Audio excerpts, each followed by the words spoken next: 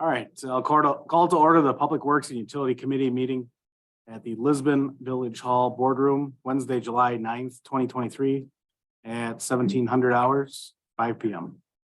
Call to order and roll call, please. Dan?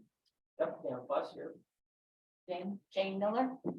Linda Beal, Mark Moonen, Jordan Stefano Jr. Joe Marble. Administrator Nicholas? Mike Sargent. All right, we'll stand for Pledge of Allegiance. I pledge allegiance to the flag of the United States of America and to the republic for which it stands, one nation, under God, indivisible, with liberty and justice for all. All right, citizens' comments. Anyone present? Seeing nobody here, nobody's we'll here. move to Zoom. Nobody on Zoom? All right, we'll move on to the approval of minutes. There's a draft in your packet from the June 28th committee meeting. You're looking for questions or a motion? I make a motion, we accept as presented. Motion made by Veal. Second. Seconded by Everly. Any discussion on the matter? All in favor, say aye. Aye. Aye. All opposed? Aye. All right. Good absence. Due to absence. All right, so that'll be 4-0 with one abstaining. All right. Next one is departmental reports. First off is Joe DeStefano Jr. And he's got Department of Public Works. All right, so you saw my report in the packet and then a few other things to note. The salt shed progress. Sure, if you're going by the shop, you can't miss it, obviously. The plywood sheeting for the roof has been put on, the ice and water is on.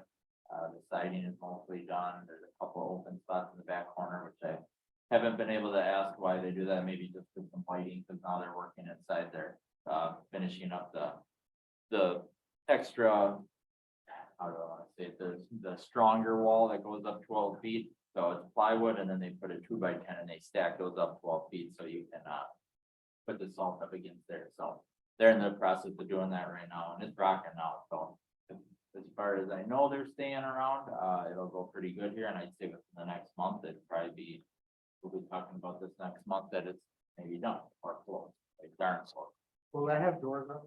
Garage door on the, the big door and then a service door down there next to it. So yeah, then the lighting, a power garage door, and then the lighting will be done on, we already stubbed in a pipe from the cold storage building and we're just doing that in house, and then I'm gonna throw a couple lights inside, a couple lights outside, nothing crazy. Is that just gonna be a keypad to it, or you're gonna have remote? Well, we'll have an opener in the loader, so it'll be very efficient to come out of the shop and in there and back, and there's Okay. no mucking around, getting in and out, so. Okay, Sounds lazy, but it's efficient, so, and it's nice, especially when it's cold and slippery and nasty out, so that'll work out really well, and then, well, there may be a keypad as well, but for sure there'll be an opener in the equipment.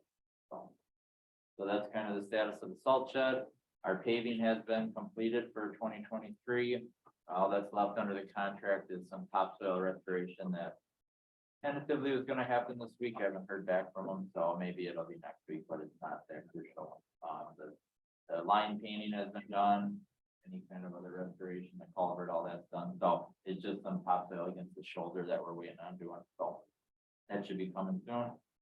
We've been working on Indian Grass Drive, which is off 164, just lately doing some ditching that was long overdue, some patching, some approach cleanup for some of the businesses that were really bad. I think that road unfortunately was put in very poorly at some point many months ago, and it just, that road is busy. The auction at the end, you got semis and rollback tow trucks coming in and out of there all day long with DF Tomasini with their equipment and taking a beating. So kind of giving that a little facelift for hopefully a while, but we'll see how long it holds up.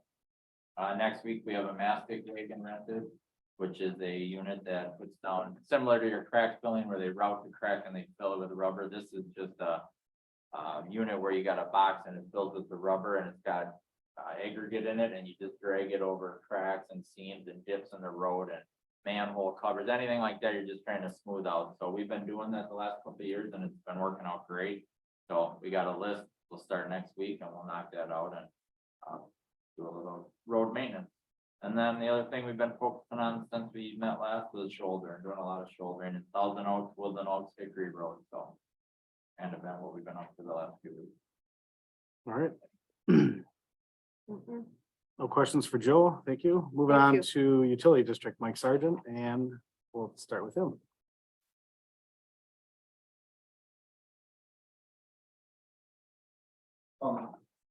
We've recently been looking at the flow and because the weather has dried up for the flow. Can you turn on? Is your light on? Yeah. Okay, just want to make sure we can hear you. So the flow has come down quite a bit, but we have one abnormality right now. And that is that the Hamilton Silver Spring Pool. We've asked to verify with that number is way out of line. But in the matter of full height. It's just one that needs to look at. The utility bill also reflects the fact that everything is running pretty smoothly and the overall use of the system is down pretty significant. Over time, I've been asked to work on a couple projects for related to the sanitary district in history.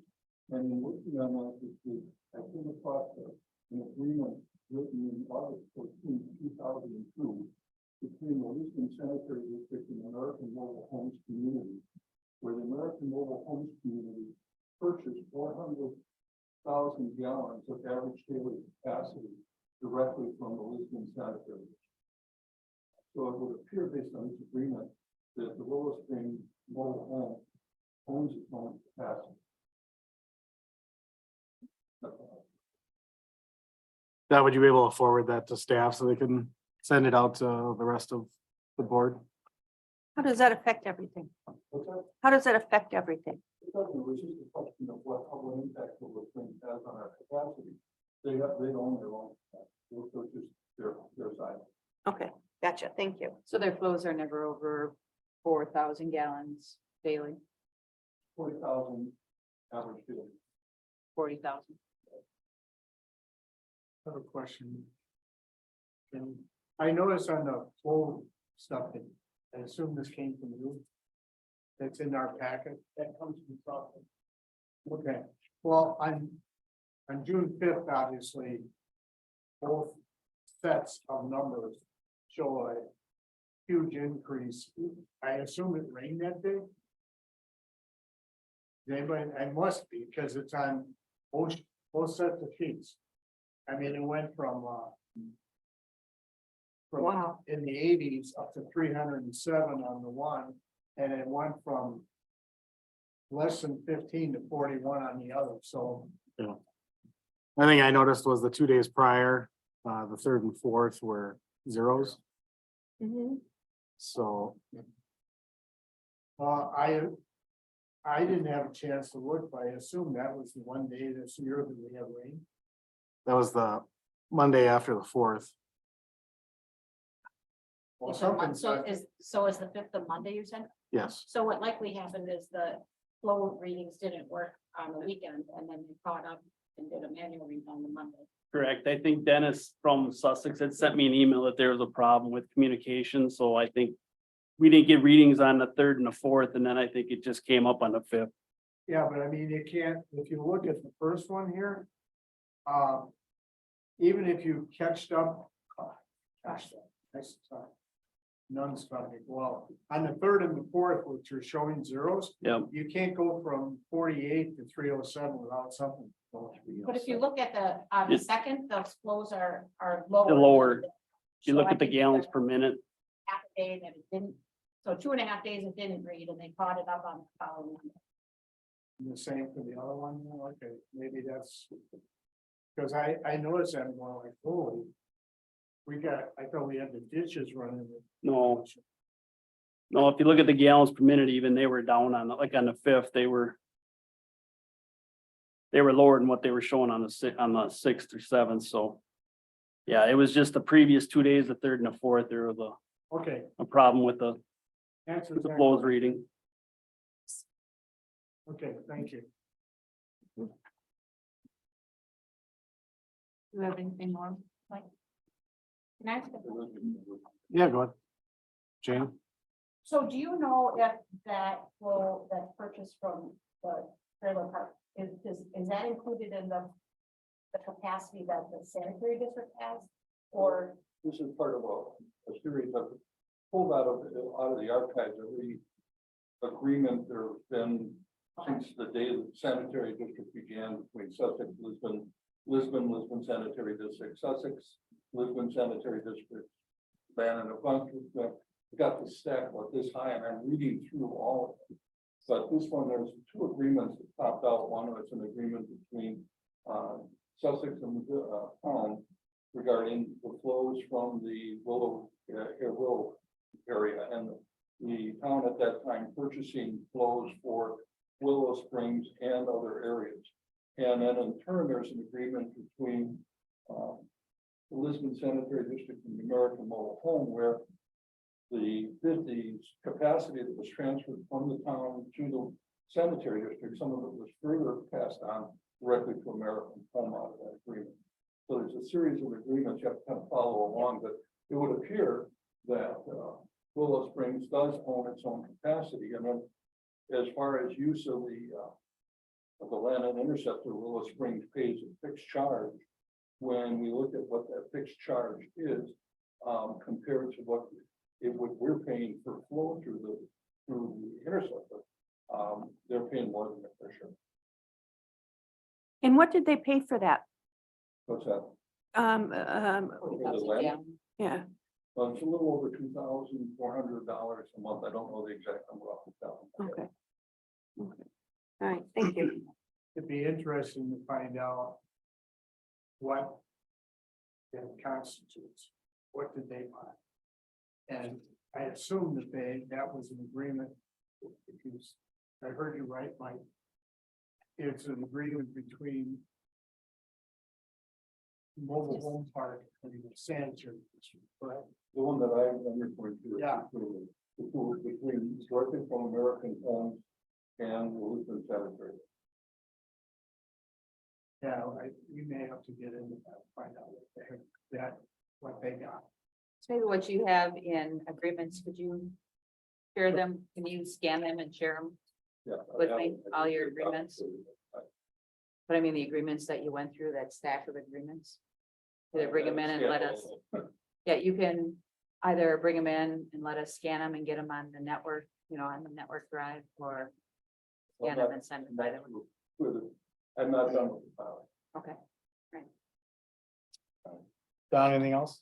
I guess in regards to the flows, I guess we already discussed them a little bit. Nothing seemed out of line for the month of June. It was pretty dry. So if you look at just the average gallons per minute for each station, I mean, everything was down. So same thing can be said with Richmond School Station. Again, nothing seemed out of line with that. Moving back on to my report, Business Park East, based on when I wrote the report, the lane widenings are being done on Town Line. They began that the week of July 3rd. Yesterday, they completed the curb and gutter on the radius of the Augusta Parkway on the east side. The main line pavement on the east lane on Town Line, that was milled off yesterday. They will be paving the east half of that tomorrow afternoon, putting the binder down. And then surface course asphalt will go down on Saturday. And then pavement marking and shouldering should follow next week and be done and out of there. So. There were a couple things that We Energies did have. Kind of at the southwest corner of Leeds Lane and Town Line. We're taking care of that. I already talked to KS Energies. We're taking care of that in terms of our concrete and asphalt, but we'll be invoicing them for that. We weren't going to wait for them to come in and get that done. So that's basically the concrete work's already done. It's just the asphalt paving. What's in there now is temporary. And that's gonna be done next week as well. Correct. The asphalt paving, that patch, yes. So everything for Business Park East on Town Line will be done next week. Should be, as long as something with the pavement marking guy or the shouldering doesn't go through, but yeah. I would assume all that would be done. We put pavement markings on the. Main roads on. I would. Yeah. I lead Which is lane, I would. consistent with what everybody else in the world does. I just curious. Any questions on Business Park East? Yeah, there was a question I got this week for, if you look north of there, north of the railroad tracks, there's some signboards. Is that for our project or is that for that sewer project they're doing in Lanham? Joe I- called, go ahead. Well, I had the same questions coming, so I talked to him while we're going. He didn't know of it, so I called the county and they didn't know of it, which was funny, but he did say it's his quadrant, so he'll call me in the morning and find out, but. We had calls from Willow Springs, there were other random resident calls, and I was like, nothing we're doing, but, so, I don't know, but I'm working on getting that answer for you hopefully tomorrow. Can you do a Facebook update? Oh, Lord, no, I don't think. There was- I mean, I can't. That's where a lot of questions came from. Oh, that's. People were very inquisitive of why the Well- signs were coming up and. There were no coyotes in the last couple of weeks. Yeah, That's so- something to get. Yeah, I can't get it on, I mean. Facebook Live video. These signs are not ours. Call the county. Yeah. Scared. No, I would assume everything with our project is south of the bridge or right there at Main Street going south, so. Yeah, it was just kind of weird how they placed them because they're south of the project at Willow Springs Learning Center. Yeah, and we actually addressed an issue, the county had a concern this morning with. Found out some of the barrels have been knocked out of the way, they were down in a ditch, so those got put back up this morning. When they milled the east side off, the west side's had finished, so there was an uneven lane there, so they had some issues with that. So we had the contractor out to get some additional traffic control up today.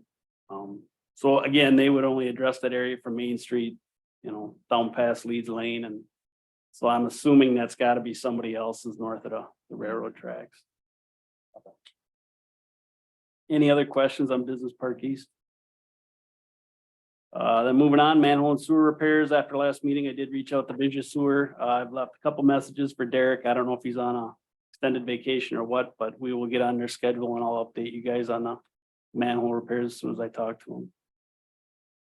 And then the last thing with sewer mapping, we got the new boundaries and everything done for the sanitary district. The one thing we're working on now is the water main.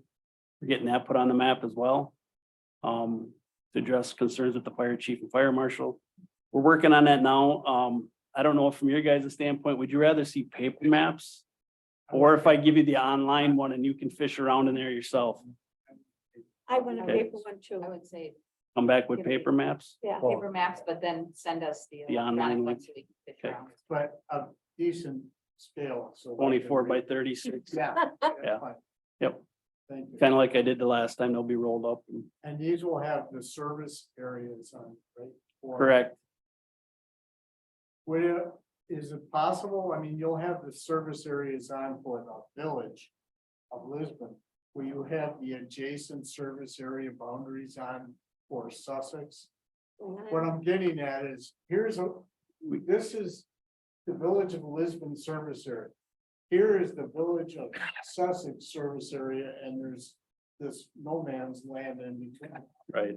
And all, that's all, I'm not asking for the whole village of Sussex, but it'd be nice to know what's left between there, because when you start laying out sewers, as everybody knows, gotta make sure that you don't leave a gap. in the Right. Project, so that's the only thing. Yeah. Is there again? There's a couple holes. I mean, there were pieces of Lisbon that were within Sussex where, it was. But I think you guys have done some horse trading on that, and that's kind of what we're working through now is. Taking the original amendment boundary that was done, I think back in 2011, 2012, getting those areas added to the map, and then also doing what you guys recently did where you've. Traded the quarry in a couple other areas and getting that to reflect on the map as well. So this will show that. Okay. So it'll show everywhere in the sanitary district where we've been approved by sewer pack to serve. And then it'll also show the boundary of Sussex. Wow. Everything within there, I would, I would not be surprised if there were some. If you're going. Right. Okay, thank you. So for next meeting, I'll have those maps printed and I'll have the online link if anybody wants it. Thank you. Any questions on my report? No. No, thank you.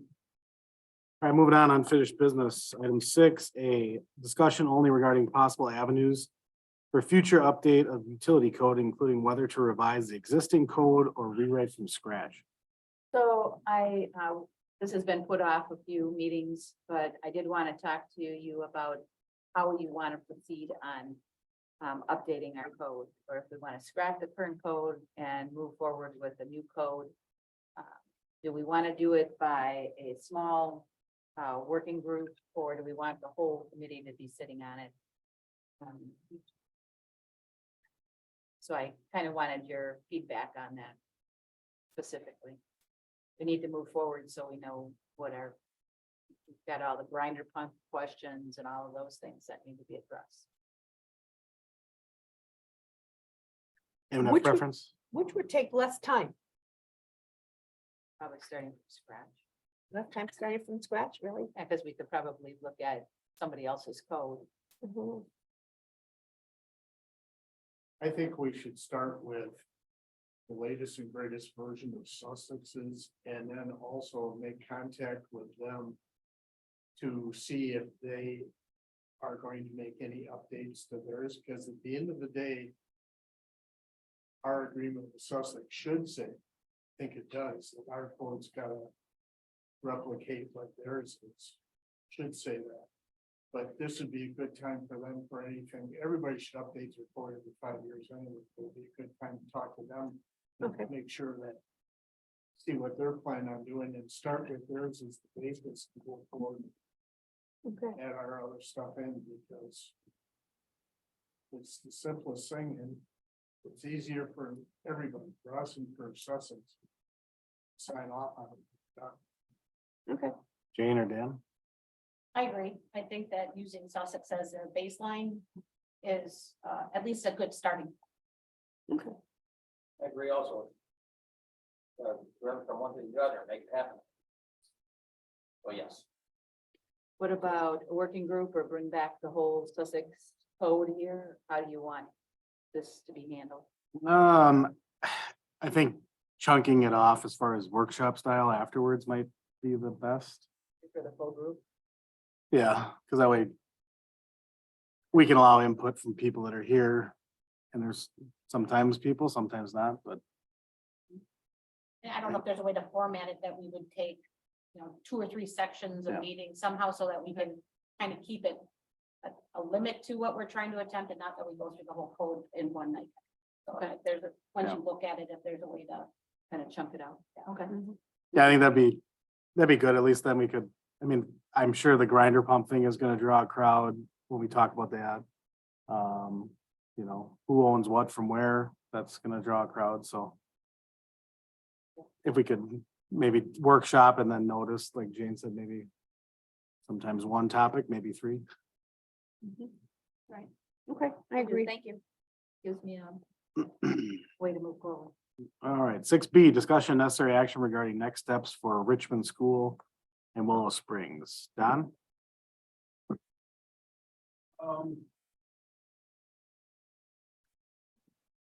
So we talked last meeting about next steps on how to proceed with both of these. I guess from my standpoint, we come up with a scope of work for Richmond School and present it to them, what we'd want to see, rather than let them come up with it. And I would say the same thing for Willow Springs. But at the same time now, with Mike having the files for agreements with Willow Springs, I guess it'd be interesting to see what's in there. What was in the original agreement, what they should be doing compared to what's being done today. So with them, that might be a good place to start. But Richmond School, I would think we should come up with a scope, I guess, what we would like to see. Bring a recommendation for the next meeting and what you would suggest the board. Sure. consider. Yeah. And then, Mike, if you can make sure you send the agreement to Don on Willow Springs so we can. get a good deal for what's going I mean, how long is Willow Springs, just to give a perspective? How long have they been through it? It's an agreement, 2000. I mean, did they have did they have one from day one, or did they have their own? I don't know how long the facility, or- Actually, the series of agreements says right around 2000, 2001 is when they were putting this in. And it was agreed that Willow Springs was gonna build their own system. And then this one agreement says it's understood and agreed that the developer, that's American Family or Willow Springs, and the sanitary district, that any maintenance costs incurred by the sanitary district for this meter or meters shall be charged back to the developer and other owners of subject land. So there's other land around Willow Spring that's kind of involved in this overall agreement. But the sanitary district's responsible for wherever this thing crosses public right of way. So it was installed by Willow Springs, but the sanitary district has the responsibility anywhere where this system crosses right of ways. So that would be the highway on the side of the road or the right of way. And I believe there's also a right of way near the railroad tracks up there. So it's kind of, the agreement is kind of, you read it, it says, yeah, who's responsible for what? It just talks about what the sanitary district is responsible for. It doesn't talk about what the developer is responsible for. Did I hear you correctly that there's areas served outside the boundaries of Willow Springs? The agreement that created the land that is currently, or the capacity that the sanitary district has, that created the volume for Willow Springs, also gave the sanitary district capacity for other areas in that same general area. Not very much of it, but it gives us capacity that can be reassigned.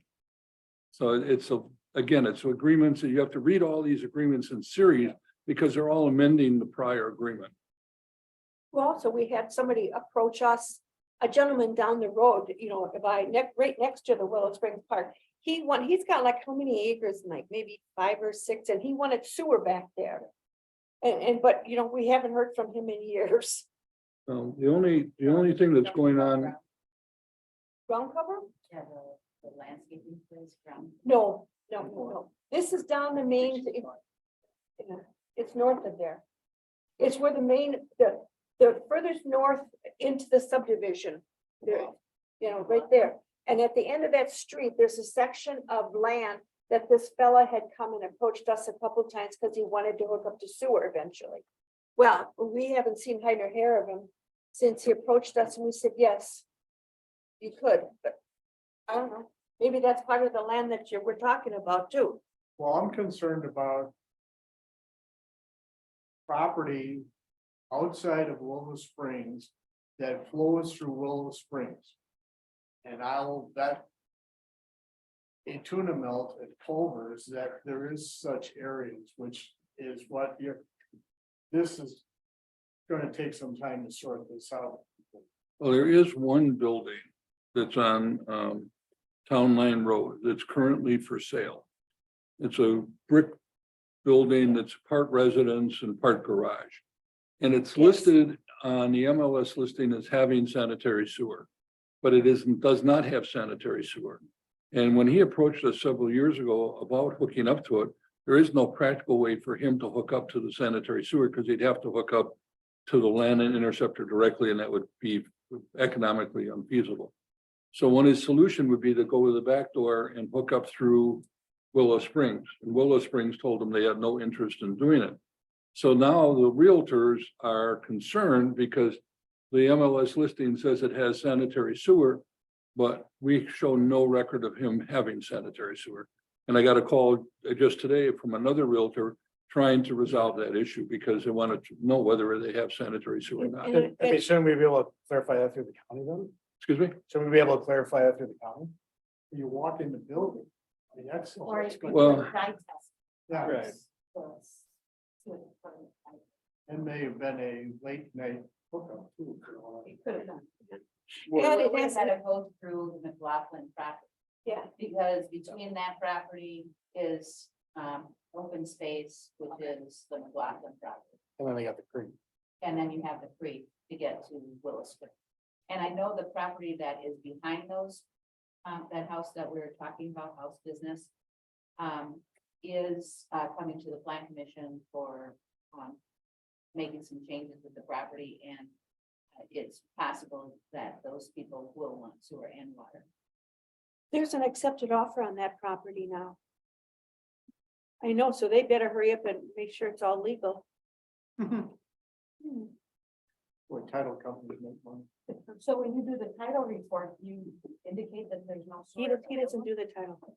Who does a title? We only report that we don't have any billing, and now we've gone further and said, we don't believe there is sewer. So we just say, we don't believe there is, we have no record. So you at least did that. Right, so we're letting the realtors and the title company knows that, look at, somebody's got to make this conclusion, but we can't. There's nothing here that tells us that there should be a connection. You know, if they have, send, if they have Got a some. septic system in that yard. so. I take it there's not a Right. bill going to them?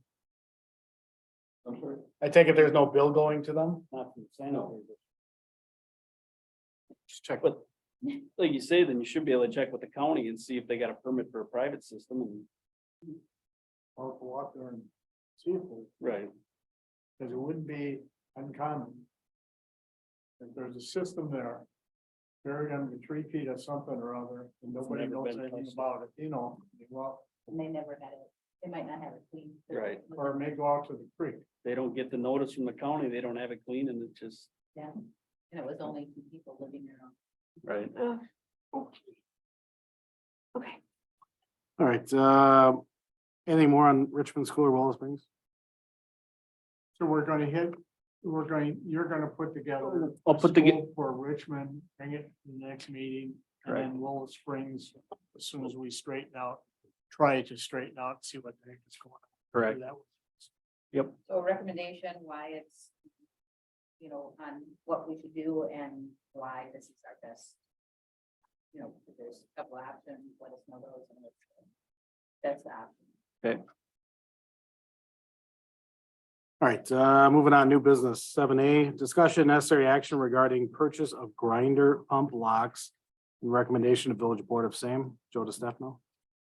All right, when we were helping develop through the PMs earlier this year, we just kind of noticed that some of the lids didn't have a lock, some did, some panels did. Mike had given me all those keys. And then, you know, there's a couple different style locks as well. So regardless, we need locks if you want them locked, to fill the void of the one missing. But I think what makes the most sense is either, you know, give me a not to exceed number, or I'll just bring back a quote next month and say, we get 70 locks, because we would in essence need 64. You got 32 panels on the houses, 32 grinder pump manholes, so, you know, 64 locks needed, like the spares that are matched keys, so I'd go price out 60 locks that make sense, and I can bring you a in the next month, I guess, probably be the easiest. But you have I any just- idea what they would cost? I can't imagine a couple $100 probably to get, you know, There are a lot. locks aren't cheap. They're a lot, These are are like, they? To do the, yeah. and they're tinier, so it's like they're unique maybe, so it might, yeah, So even if they're $10 a piece, it's $700, so. I would make a motion just to direct you to go ahead and purchase them. I mean, we don't need to wait a month. I agree. I mean, they're gonna take a month to Yeah, get them Right. at the order. they're gonna. You think- exactly. Jim, I would actually get more, because I Okay. think that what my experience is, when you have to special order them, they took a long time. Sure. And, they're difficult to get and they're expensive, so if you're gonna have them key to like, get enough that you know, even if it goes 75 or 80 right Sure. away. Maybe do 80 then.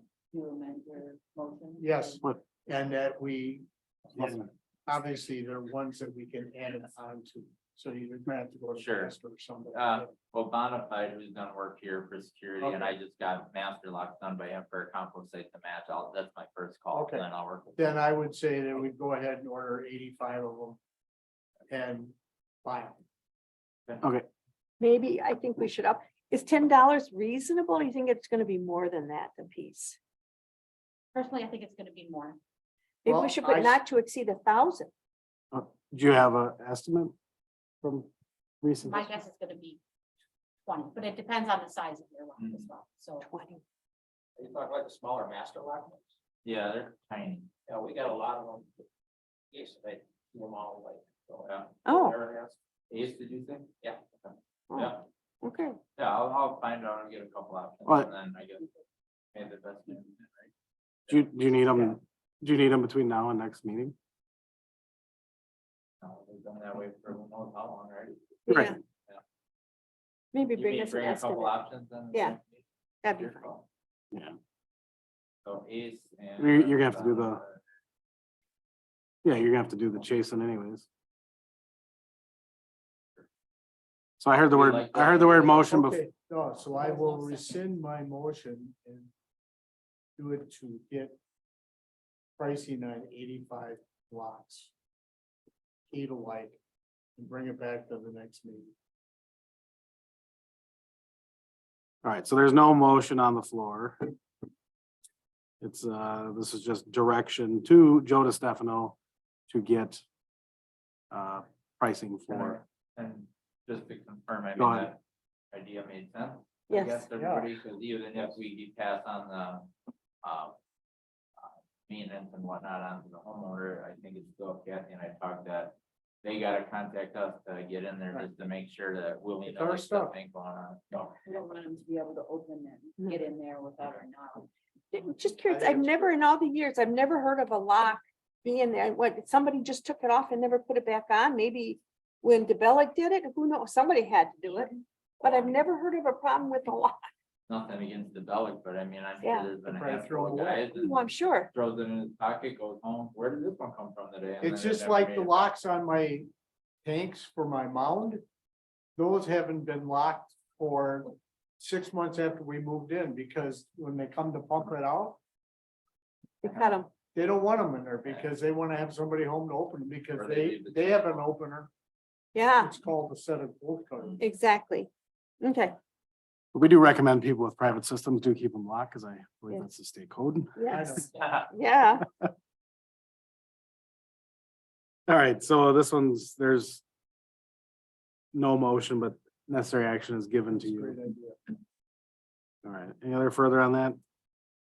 7B, discussion necessary action regarding purchase of a skid steer.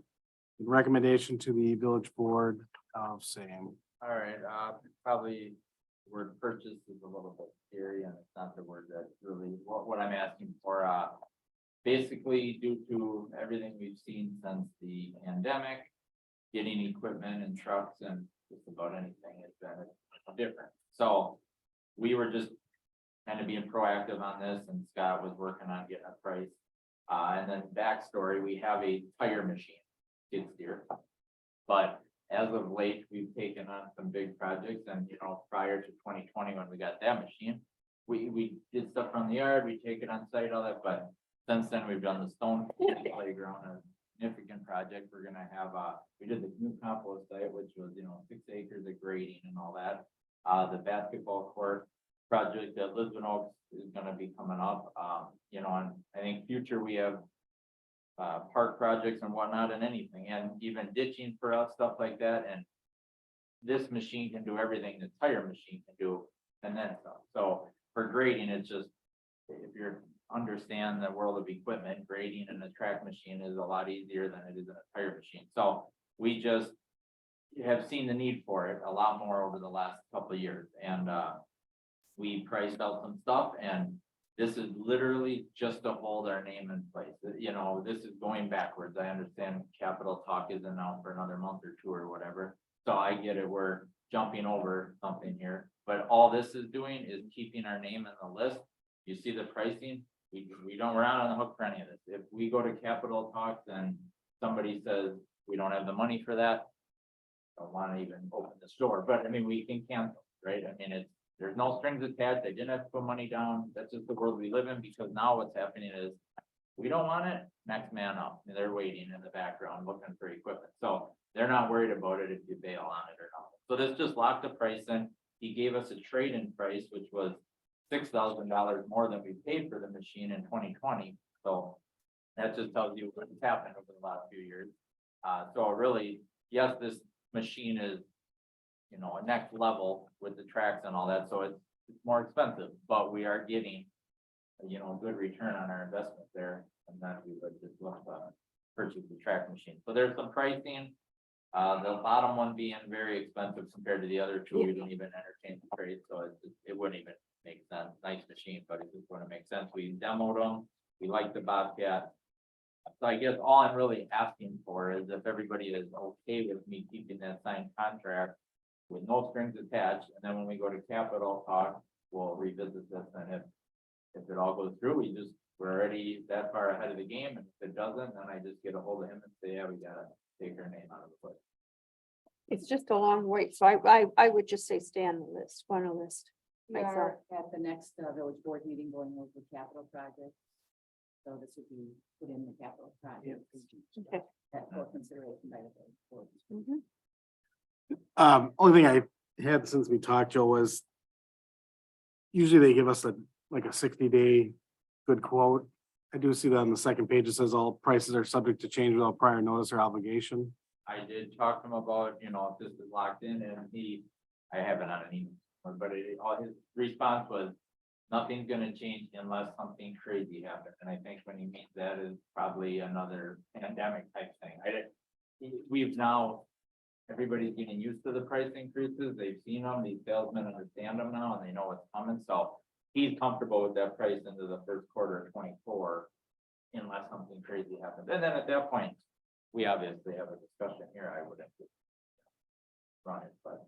Okay. What's the delivery date after? Tentatively, he just said first quarter of Oh, 24. you can get it. Yeah, if we're on that list now. All right. Any other discussion from anyone? Mm-mm. I guess I'll make a motion to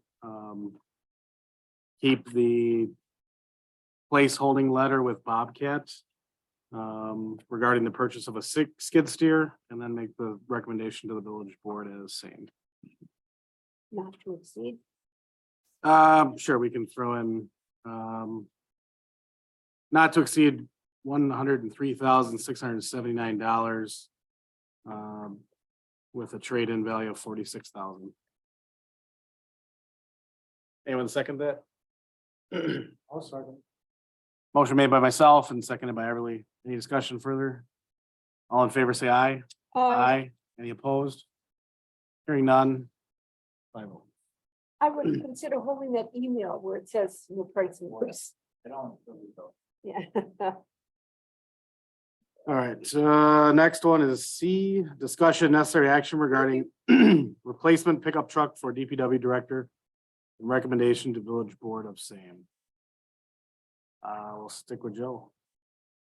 All right, this is a similar situation, but nothing has been signed yet on this. Because I talked to him and he said as long as we got something going by August, we'd still be in good shape for the first quarter of 24. They just think that the trucks for 24 build will be basically all spoken for by August, so then they won't be able to order anything and we'd be pushed a year back. So I just handed you a Lynch price. You see in the packet an Ewald price. I reached out to Griffin to follow up because everybody else was able to get me a price in a couple of days, and he said he's still waiting on some. So I wouldn't necessarily make any decision tonight per se. I guess it would just be if everybody is okay with me doing the same thing I did with Bobcat once I get a price from Griffin. And if Ewald, you're in the game of municipal world, Ewald kind of got it locked up. So this Griffin guy is in this association that I go to the monthly meetings, and he claims he's like, oh, we can, get close and do it, something else. So I gave him a fair shake, right? I tried to get numbers and see where we're at, but we can see what Lynch is doing, and they're $5,000 apart almost from Ewald. So Ewald just, we bought in all our Chevys. I'm sure Jane knows, Dan. I mean, we've bought in all our smaller trucks from Ewald since I worked here. And then prior to that, I believe. Is there a reason why we're only? We're Chevy, I mean, we've always had a Chevy, that's what we have, our parts are the same, the motor, we filtered, maintenance, the guys understand them, that's what we've worked on for years. I just like taking the smaller parts trucks or Chevy. Years ago, there used, Yeah, but I mean, we can price, but Chevy historically, I've always gotten Dodge and Ford, it's always been the cheapest one by, not a lot, but $1,000. How old is your truck and how many miles? So that is 68,000 miles, we'll say. And just historically, we've done, the director's truck has been on a 6-year replacement, the 1 tons are on 12 years, and the plow trucks are on a 15 to 20-year, depending on where they fall in line. So that's, we're, you know, this is 6 years, I'm just sticking with that. It doesn't replacement. seem that long ago that you I got know, a new truck. 2018, yeah. Yeah. But here's the other crazy thing. Some of you know me, some of you don't know me that well. I'm very weird about my equipment and OCD, personal or work, and you can see that by coming to our shop. But He is. that truck is the 2018 with 68,000. It looks like it's been in Florida all this, but you could eat off the frame. We've never plowed with it. I have no interest there. That truck is for me to get into work, me to check roads and do my day-to-day tasks. So, and you know, we maintain it. We throw it on the hoist, we spray it down, underbody, flush it, blah, blah, blah. So it's clean, and we paid 31,400, which is another sad thing when you compare to what the new ones are now, and it's virtually the same truck. And I Kelly Blue booked it just for kicks, and you know, who knows what you end up getting for it, but it came in at 27, 28 still. So you're talking running a truck for 6 years and losing $3,000, $4,000, $5,000. Do you then normally go to auction with your vehicle? We have always historically now, I have done Wisconsin surplus on the last handful of trucks. Which is good and bad, I'd say. I mean, sometimes it's great and other times it's like, but it's always worked out well. I think. Yeah, I think you're gonna have a really good experience with that. Yeah, we've done well with, I mean, our 1 tons we sold there, I've sold probably 2 or 3 plow trucks on there now, so. Yeah, it's gone good. We've had good relationship. You're gonna get a premium, having just purchased a truck a couple of weeks ago, you're gonna get a premium for a truck. Mhm. I mean, it's unfreaking believable how much gold is worth. And, go ahead. And we've sold beat up trucks on Sure. Wisconsin surplus and made a Yeah, pretty decent Right. amount of money afterwards. So I think you're probably gonna be satisfied with. well. Everybody has a different idea, and I understand that, but for me, you're talking 6 years and you know, the return on the investment is significant, where you stretch that truck down enough, you know, trucks have a point, anything in Wisconsin has a point where it looks good, it looks good, it looks good, and finally that rust is there everywhere and it comes through, and then it's done. So Yeah. this thing is still perfect, so the value is there, where if we buy this next truck for 48,000, I mean, and we can sell it for 40 to 45,000 in 6 years, you know, we're literally, I mean, this is gonna sound funny, but I talked to Kathy about it. I think, in essence, and I'm not asking for that by no means, but I'm pretty confident because of the municipal discounts we get, we could buy one of these trucks every year, sell it the next year, and break even every year. Because we're already getting this truck for 10 grand-ish less than you, me, or anybody here can go to that dealership privately for. So Right. now you'd end up driving it, put 10,000 miles on it in a year, turn around and sell it, you know. We don't need to get in that because that's playing the game of lighting every year and redoing this and that, but I think it's honestly a feasible thing you could do, but And you're not falling with it, which no. takes the pricing, runs it way up. Mhm. So this, so my question still stands, why did we didn't get a quote? I can, Like we did for the fire department, we had them Yeah. come in with chassis and then the board made the decision which direction to go. It'd be nice to have Joe's input on what the new vehicles. I guess that's parts are it. like, and then, I personally like you're going down, I mean, you'll go to the shop and you'll see our big trucks are a bit of a shish kebab. I mean, we got a little bit of everything over there over the years.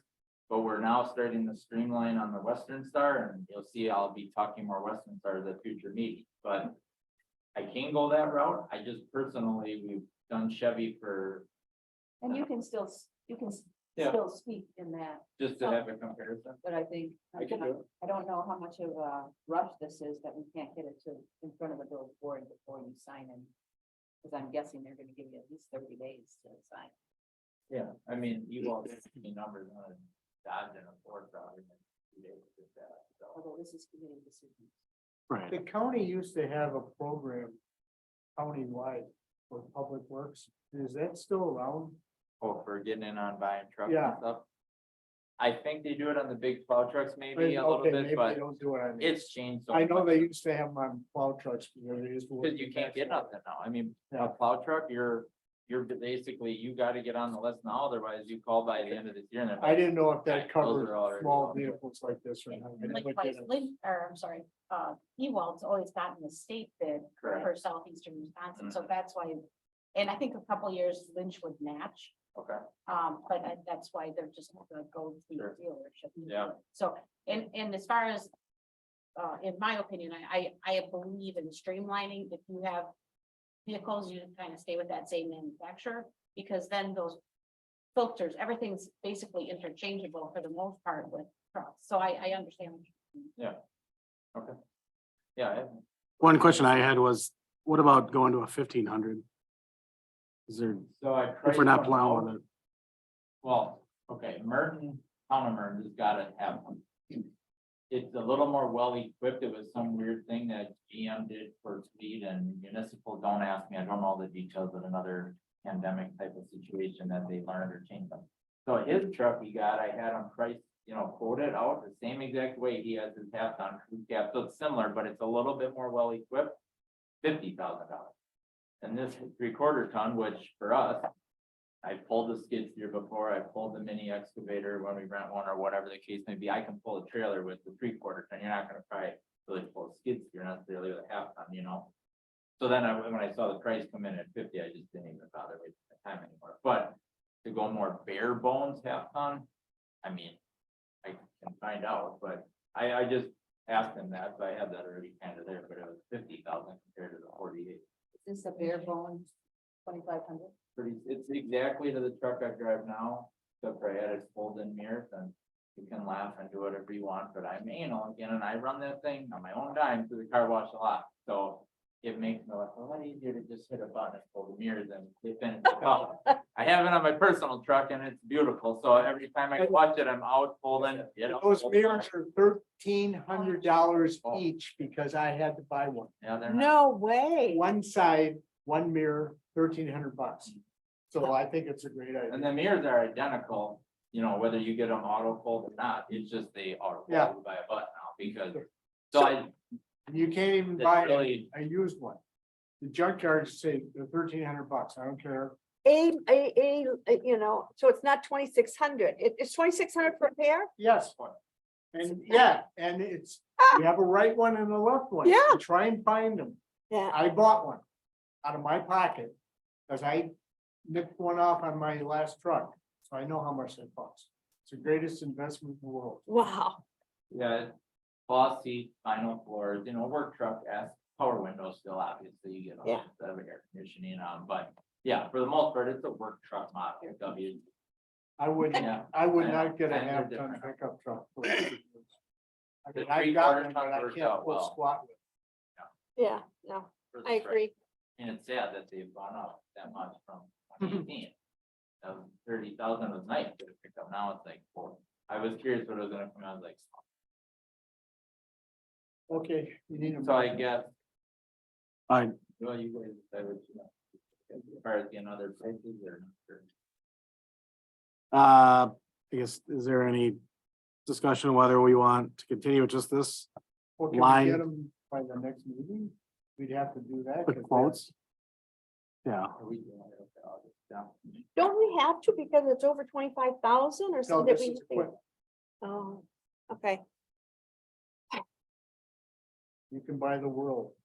Well, I mean, we like They- to price they- it out, but- Yeah. Usually get both. and I'll have that other one, I can. From Griffin, I mean, I would wait to do anything before we see that, just to see. Yeah, I kind of know what happened, but I'll wait. so I guess we're just looking to give them I mean, direction. Yes. We're not looking to, If you could do this for me, I guess, to make my life easier, is give me direction to potentially sign a letter of intent or something with Ewald, if they are the cheaper price. Only if there are no strings attached. I would not do it if he says, no, you guys are on the hook for that thing if it fails. Because then it just puts us in a similar situation where we know it's good, we talk capital, and then we come on. And if it works, it works. If it doesn't, we walk away. why is this gonna fall through if we don't? Well, he said August, they may have all allocation for 25 bill. It took me 5 months to get mine from the day I signed the purchase order. So it was in my parking and in my driveway. I mean, that was earlier this year. They're gonna be worse next year. So yeah, his thing was he just figured they'd be sold out by August, so, for next year. So it was just to, again, put her name on the list, but I did already whisper to him a little, that, is that one of those things where if we have to bail, it's no big deal, you think?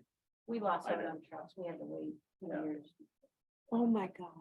I'm just trying to stay ahead of the game, so that I guess. is all. So, I guess you're asking for a letter of intent with no strings attached with Ewald, but you're still going to pursue the Griffin.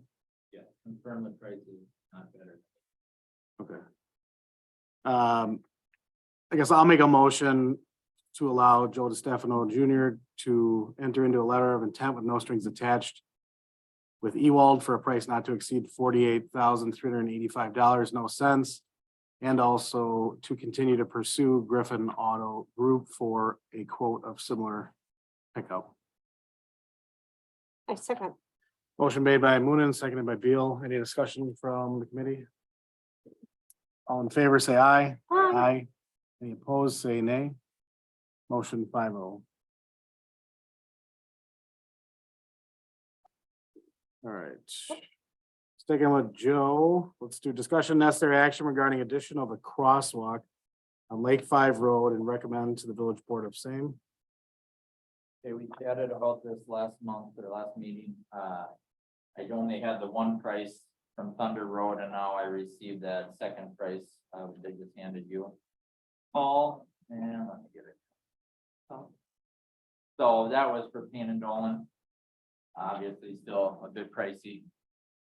From his original estimates of in the 3,000 range, and now we're seeing, 5-figure number, but what, I talked to Mern a little bit, because the request for this crosswalk came from Mern. I hadn't heard nothing, I hadn't heard anybody from, Lisbon ask about it, so I had said already that the pricing didn't go over too great at the first meeting, so what they brought up was possibly a capital project for 24, or For who? a shared project, so split the cost, or. I talked to Kathy about this, that this year I just have no interest in doing it, it's already the middle of July, I have enough work to keep us busy till this first snowflake, so I don't wanna take this on, but I would be willing to. Cause what's gonna happen is, let's say Payne and Dolan puts it in. Payne fades, right, and it gets wore off, well, we're not gonna have them keep coming back, we're gonna do that, so in essence. We can do it, so maybe next year we work it into the schedule and we can do it in-house. But we would buy a stencil, the bicycle, the pedestrian, whatever we're gonna paint on the road. And just cause you wanna have it in-house, so you're matching it every time and you do the same stencil, and you lay it on there and paint it every year, every other year, whatever, so sometimes it can go longer. So I guess. We can go about this however, I don't think we need to approve anything tonight, I think it's more of a. Well, I'll work with Mert next year and we look at maybe purchasing a couple stencils, put it on the schedule for next year and we go install a couple signs, we paint it. We got a crosswalk over in Plainview, we did ourselves a few years back and it worked out good. It Looks needs to be good. touched up, but that's on the list hopefully for Where's, this year. where's the money in this? Where's the It is hard to believe, I don't know. That's why it's hard for me to come to you and say, when he said 335 was his estimate. Well, okay, we pay $1,800 and they pay the other half and it's done deal and that's a no brainer, but now I come to you and say, let's spend I mean, $5,500. even if you figured $1,000 for the sign and the post. Which you Yeah. need 4 total, and it's like, I just don't. I agree with what you're saying, and I understand you're saying that not to do this. I just don't see where the heck the money is. To me, somebody's saying, I don't wanna do. I was just gonna say that, they're probably Hey. both sitting there saying, you know what, we're busy for the rest of the year, if we're getting this job, we're making. And we're already behind. Yeah, so, I mean, that's- for 10,005, I'll do it. I got a couple of spray cans of it. so I guess. No No action action. needed, and we just, I'll work with Mert. So- Was this request before or after we denied the CBGD pavement after? And essentially, they just want to cross Lake 5 from Oh. Wren's Way to Hardeman. Yeah, on the north side, there's a sidewalk, there that would connect kind of straight across. We I mean, it could, we makes could sense. hire a flagman half time. Yeah. Yeah, well, I'm not a crosswalk guy, I'm not gonna advocate for them all over, but really that one isn't too bad, because Hardeman Meadow or Barnwood goes into Hardeman. If you go into Hardeman, goes into that existing subdivision to the west, then there is a path that goes right to Main Street sidewalk, and then the school's right there. So I don't stand out there and watch, but I bet you a good amount of kids probably bike from Barnwood, Thousand Oaks, you know, that are in Merton to school pretty easily. There's a So- zillion kids in Barnwood, our niece and nephew live in there with their 2 kids. That's a population explosion in that thing and it's sold out. So What is the speed limit on? 30. 45. Not 36, 55, right? Yeah. it's 35.0. So it's at 30. So 45. I think it's a wonderful idea. I know you talked about doing this in-house. When I looked at this, 11, 2. So you're Well- looking at, you know, if he, those pricing, they're making money on those templates, obviously, so. If you're getting the templates for maybe 1,000 total-ish, we'll say that'd be a cost we have to talk about, maybe just work it in the operating budget, we know for 1 And year, the we found signs. something up, yeah, for signs for a year. And that's paid for, and those are good forever, they're plastic, poly, they last forever, and then, the sign posts, and I mean, it's not minimal cost, actually, it's more labor than it. We can share the cost. Correct. Anybody else We have can any? build that. So, Actually, I do, yeah. about neighborhood. Where are they, you know, y'all putting the money in pot, is there any way that they wanna put some towards it? It'll be benefiting them the most. I have a good contact at Barnwood, I can ask if they. Yeah, I don't know if the other subdivisions have that. Their HOA dues What, are $800 a year. Because Barnwood they, is?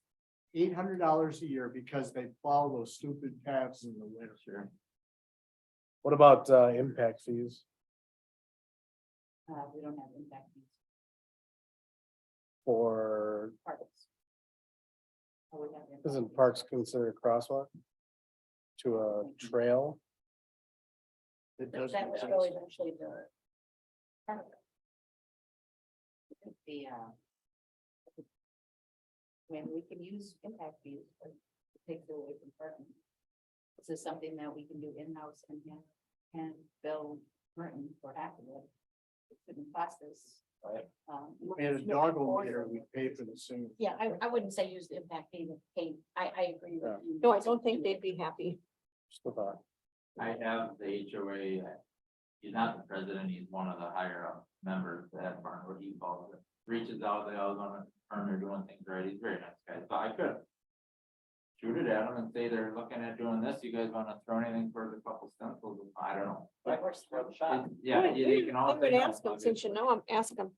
Yeah, I see it was brought to our attention that there was a request for a crosswalk, and we're seeing if there, how much interest you guys have, Are you able to do the epoxy or just? just. Why can't you do I don't know that much about it. What's epoxy? What's the difference? Different setup, I mean, it's paint, but it's an epoxy paint, so different setup, different guns, different all, you know, equipment, we have an old school striker. Whatever. It's a lot cheaper. Yeah, and I mean, if we can. Generally, something like that, cause you're putting it in the middle of the lane, it's not on the fire groove, you know. Railroad crossings, they last more than a year, you know, we're not paying for railroad crossings yearly, it's 2 to 3 years. Yeah, okay. Perfect. All right, so no action taken on that. Discussion necessary action regarding creation of a sewer permit and process for same, and then recommendation to the village board of same. Don? So I have looked at this a little bit compared to what, I guess, what's been done with the sanitary district in the past. I've talked with a couple of my building inspectors. Most communities they work in, it does start with the building inspector with a permit, an application being submitted to them for request for a lateral. So we could definitely start there. I can, for next month, have a couple different permit applications on, you know, in your packet that you're able to see. In terms of the process, I think the one step that might be missing though is the building inspector issues the permit for the lateral. The question of what's the connection fee? So there has to be that next step in there. I even pulled one ordinance today for a client of mine just to see what theirs read, and building inspector issues the permit, and that's kind of where it stops. So at some point, they still must have to get a hold of the wastewater operator to find out what that connection fee is, or if it's the utility treasurer, but. So I think when we develop a process, that step should be written in there about if it's the building inspector's responsibility to go to Mike or whoever to find out what that fee is, so that person knows before that permit issues what it's gonna cost. Exactly. And I think the problem we've had in the past where Brian did unknowingly or didn't, he never contacted the sewer that, hey, there's a Right. new connection here. And that's where we had a lot of these issues. Yeah, and I'm not saying it was his fault or Oh, anything I'm like not saying that. it's his fault either. I said, I didn't know the rules that were going. He didn't know either. Right, So, I saw a process once that we put together where you can't go to plumbing inspector / building inspector unless you've got a receipt that you paid the connection. connection fee. yeah, Then he or she would then issue the permit. yes. It's cash cost, but shouldn't we wait on this so we don't have to do it twice until we get the sewer ordinance ordinance. taken care of? Agreed. This is some of the things that. would be in the Yes. sewer. I mean, this is on Exactly. the list of stuff we've got to do in the next 6 months, but instead of doing it twice, there may be some nuances that come out of this ordinance. So we can make, and we attach as part of the ordinance, permit. That's okay with you. Want to attach the permit to the. You can state the permit and what's going to be on permit, but. Yeah, because if anything, you change change the we permit. don't wanna change every- That would be my preference, just wait. Like, yeah, I guess since we are doing this, I would recommend that we ask Don to present us with the process that can then wrap into our policy. Mhm. So, Okay,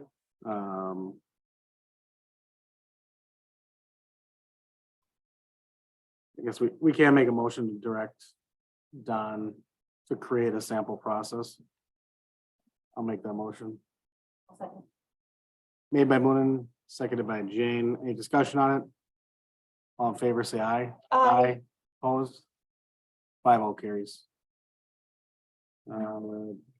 F, discussion necessary action regarding creation of policy for grinder pumps and recommendation to the village board of same. All right. Mike, The existing sanitary service code that contains the policy on grinder pumps.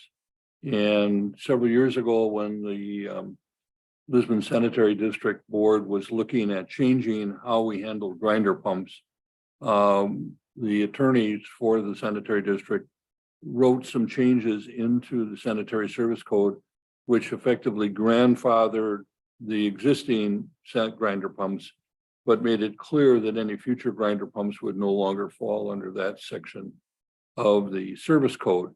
And the service code defines that the responsibility for the grinder pump, which was defined as the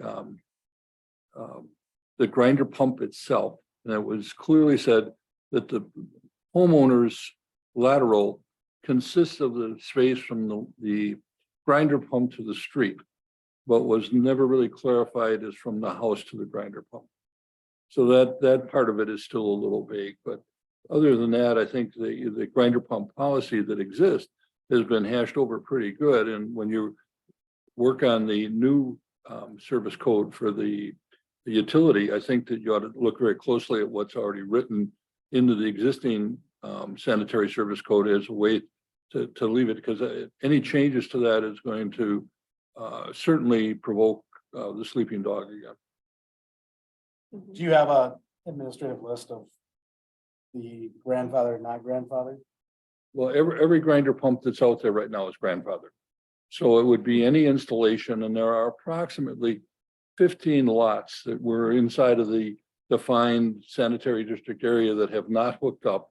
It could be because the pipe isn't in the road or whatever, but if they ever did want to hook up, there would be a grinder pump.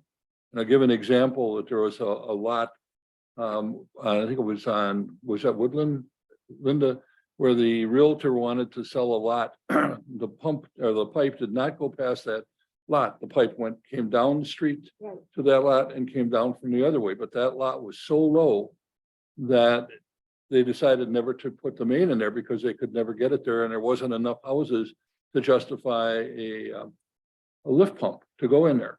So the houses that are on the edge of right now have lift or grinder pumps, putting their funds in. So for this person to have a sewer service, he either would have to pay, have the main extended down the street and a lift pump put in, or come up with some way of getting a grinder pump and getting a right of way across his neighbor's property to get to the existing main or a manhole where it could be connected. And that cost was more than the value of the lot. And at that point in time, the lot was valued at $100,000. So it gets to be very difficult where somebody who needs a grinder pump or wants to develop a lot that's going to require a grinder pump, it's going to be fairly expensive. I think they're the ones that we didn't bring the pipe down the front of the property. Right, and there are places throughout the sanitary district where there are gaps where the pipe goes because there wasn't enough gravity feed to go the whole distance, or the homeowners elected not to have the pipe put in. So a group of 3 or 4 homeowners could elect not to sign up and the pipe was never put in. Right, and that would be on your map that you'll give us, Don? Correct. You'd see that on the map today if you looked at it. You'd Right. see where the sewer stopped. Right. But you remember, we looked at this scenario when it came up. Exactly, This is the one on golf field. yeah, go, Yeah, right Yeah. at the corner there. yeah. Yeah, So we came up with a couple different estimates to extend sewer that would have been shallow just to get them something for, they could have had a grinder. We looked at a small regional station just for these couple lots, mm-hmm, or them doing a long lateral on their own, either in the street where they have to rip up the pavement, or as Mike said, along the front of their neighbor's property. And I think the big issue was nobody could locate to where their neighbors also ran down the right of way. So it was explained that, I mean, dig up and hit your neighbors. It's your responsibility to fix that. and some things were kind of done really odd years ago. And that's why we got Don. Because we know what's going on. The question that I've got, because when this was put in, unbeknownst to most of the people, except for the people on the board at the time, that the grinder pumps, that we would all pay for the grinder pumps, that we would all maintain the grinder pumps. A while back, we changed the code saying that if you're a new house coming in now, you have to pay for your own grinder pump as a policy. And there's something else that I would like you to think about, and you know, if you're interested in it, I think everybody that's on a grinder pump now, yes, we should service it. But once that property sells, that new homeowner's on his own, like they do way, I did a lot of research, like they did way on the southern municipal communities and stuff. I was wondering if it's something that you would think about, that the person online now, we pay for. Once it sells, they pay for their own. Well, we're the board. Well, you can think that you're the board, but I can tell We've you been right through now, this. it's We've been going- through a it's going lot. to be, Yeah, it's not going to be simple to do something, yeah, because you know better than I can, you can transfer property a whole bunch of different ways. yeah, And if the difference is $5,000, it can be done. I mean, yeah, I'm not arguing with what you're saying, Linda, but yeah. it's not as simple as writing a few new words. Oh, I know, we will have people in here. I just thought keeping those people who are on service right now, we pay for it, yes. So, when we put them in, we said we would pay for the pumps and maintain the pumps. Yes, and it's our property on their land, which is kind of, you know, kind of, So the new properties, when did you change that code? 3 years ago, 2 or 3 years ago. yeah. They're on their own, yeah, yeah, yeah. And it was just a thought. I know it would be an uphill battle, I know that, but I just had to mention it to the board if it was something that you would consider or no, because it would be an uphill battle. I just thought it'd be, you know, people online, they get it, you know, we pay for it. Because it's an expensive thing for the board to, for the district to pay for all of this. It's a large chunk of our money. Well, now that Joe's taking care of it, it's a lot less. Well, that's, and you got this other fella, which I'm really, Oh, And he's having them repaired, yeah, so we're not replacing brand new. right. I think that's a one, and I thank you, Joe. I can't speak enough about I it. gotta get a hold of the developer for that. I thought of that today. I made a note to call tomorrow, because I was saying that I could see a call, you know, a resident just having an issue tomorrow night, let's say at 10 PM. They called the Bellic, right? And what is he gonna do? He's gonna throw a new one in his van Yeah, and go throw it exactly. in there. So I just thought of it, I'm like, I better let him know we got one here. Call me Exactly. at 9 or 10, we'll meet you Exactly. there and get it in rather than. How about this other fellow that you came across that really cut in half almost, the tank? He wants to get in the Lisbon. I think that would be what, But I because just said the process, we're just starting Yeah. to get kicking the ball here, so. I But I think, don't know, the Bellic still is technically where all the residents kind of have, you know, that's where they're going first when they have an issue, right? that's because they're told to do that. Right, I know. I mean, it would take a little process for them to all of a sudden have a new number. Oh, And exactly. it's doable, Yeah. or we. Send him a letter. But it's different. Right. Yeah, yeah, Well, and I think that was approved annually by the sanitary Yeah. district, wasn't it? Who Right. vendor is. yeah. Oh, It's part of the contract. Okay. It's So part of the essentially contract for that's them to something- do the maintenance. That came around each year. So technically, till the end of this year, I mean, you Right. can't really go in there and Right. undercut your Bellic yet on maintenance. But Yes. if it's maintenance, an alarm's going off tonight and they call and they need a new grinder pump, that's considered, I mean, maintenance. So technically, the Bellic has that for all of 23, I mean, we would say. Yeah. Correct. He's expensive. He's a nice guy, so I'm not Yeah, gonna. yeah, I go know. Crazy, Bill has helped me out a lot and answered a lot of questions, but I hear you, Yeah, compare notes, yeah. okay. It was So getting just back to like that. the policy part of the grinder pump. I guess along with the same lines of the policy workshops that we're gonna be having, I don't think we should take any action on Correct, creating a policy at this meeting. correct. And so I would ask that no action be taken on it. If anyone has anything contrary, your time is now. All right, keep it on the list, so. I'm trying to think if we can table to a different Future one. meeting. Because we're gonna pick it up at a workshop, so. Just table. I guess- Mhm. A separate item. Right, but we're not bringing it up at a committee meeting, though. Yeah, under unfinished business and just keep it on the agenda. Mhm. Okay. I'll make a motion to table to a date uncertain. I'm looking for a second. Could you repeat that? I'll make a motion to table item F, 7F to a Okay. date uncertain. I second. Moon and Beal, any Thank you. discussion? Hearing none, all in favor, say aye. Aye. Any opposition? Hearing none, 5-0. Second one, or 7G, discussion necessary action regarding late fees for utility bills and recommendation to the village board of same.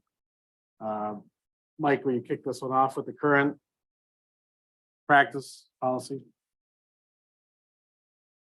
The Lisbon Sanitary District current policy was to have a late fee of $10, one-time charge if the bill was not paid within 20 days of the billing date.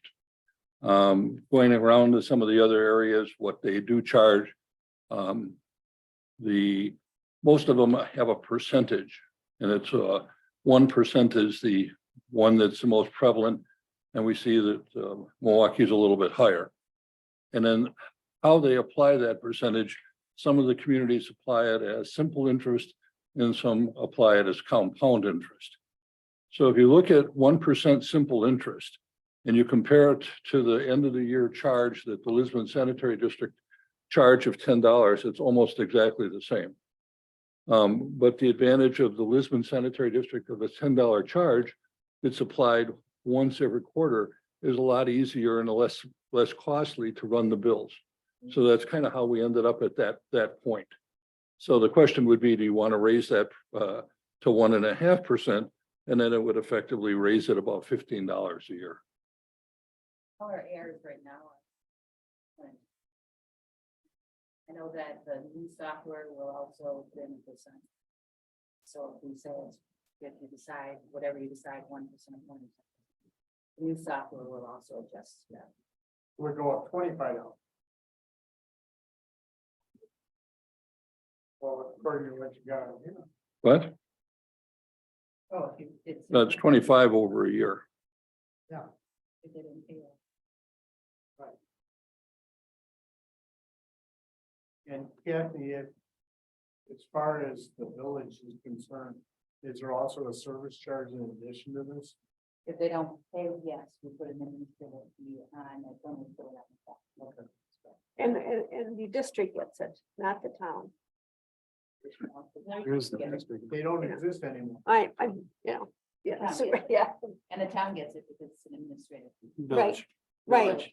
Now, did you find out the difference between what our residents pay now if it goes on the tax bill compared to like Sussex and Menominee Falls? Well, it's all the same. It's whatever your bill is. You add the statute gives you the fee that you can add to the account. That's added and it's passed over to the property tax bill. So it's all dependent on what dollars are owed on the date that you do the cutoff. Did you check Menominee Falls at all? Because I think they're kind of high. I was just wondering, because you live in the falls. I live in the falls and it's 1.5%. It is 1.5 the falls is, really? Okay. What's the fee though? The fee is defined by Wisconsin statute. So it's whatever balance is past due. Whereas what is defined as delinquent, then you add that percentage to the delinquent amount, and that's what is put on the tax bill. So it's a percentage of what is delinquent is what is the fee that's added. Yes. You mean the What's administrative the fee or $10 per quarter fee? It was what we came up with. It was a late fee, trying to encourage people to, But that's not statutorily prohibited. no, the $10 is set by the administrative group. Yeah.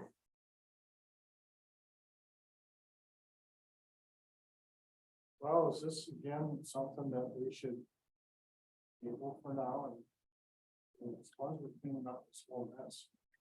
And we're not gonna make any money. I think the bigger question is how far back can we go? And we're still waiting for And what? How far back you can go on unpaid bills. What Yeah. Attorney Macy was supposed to let us know.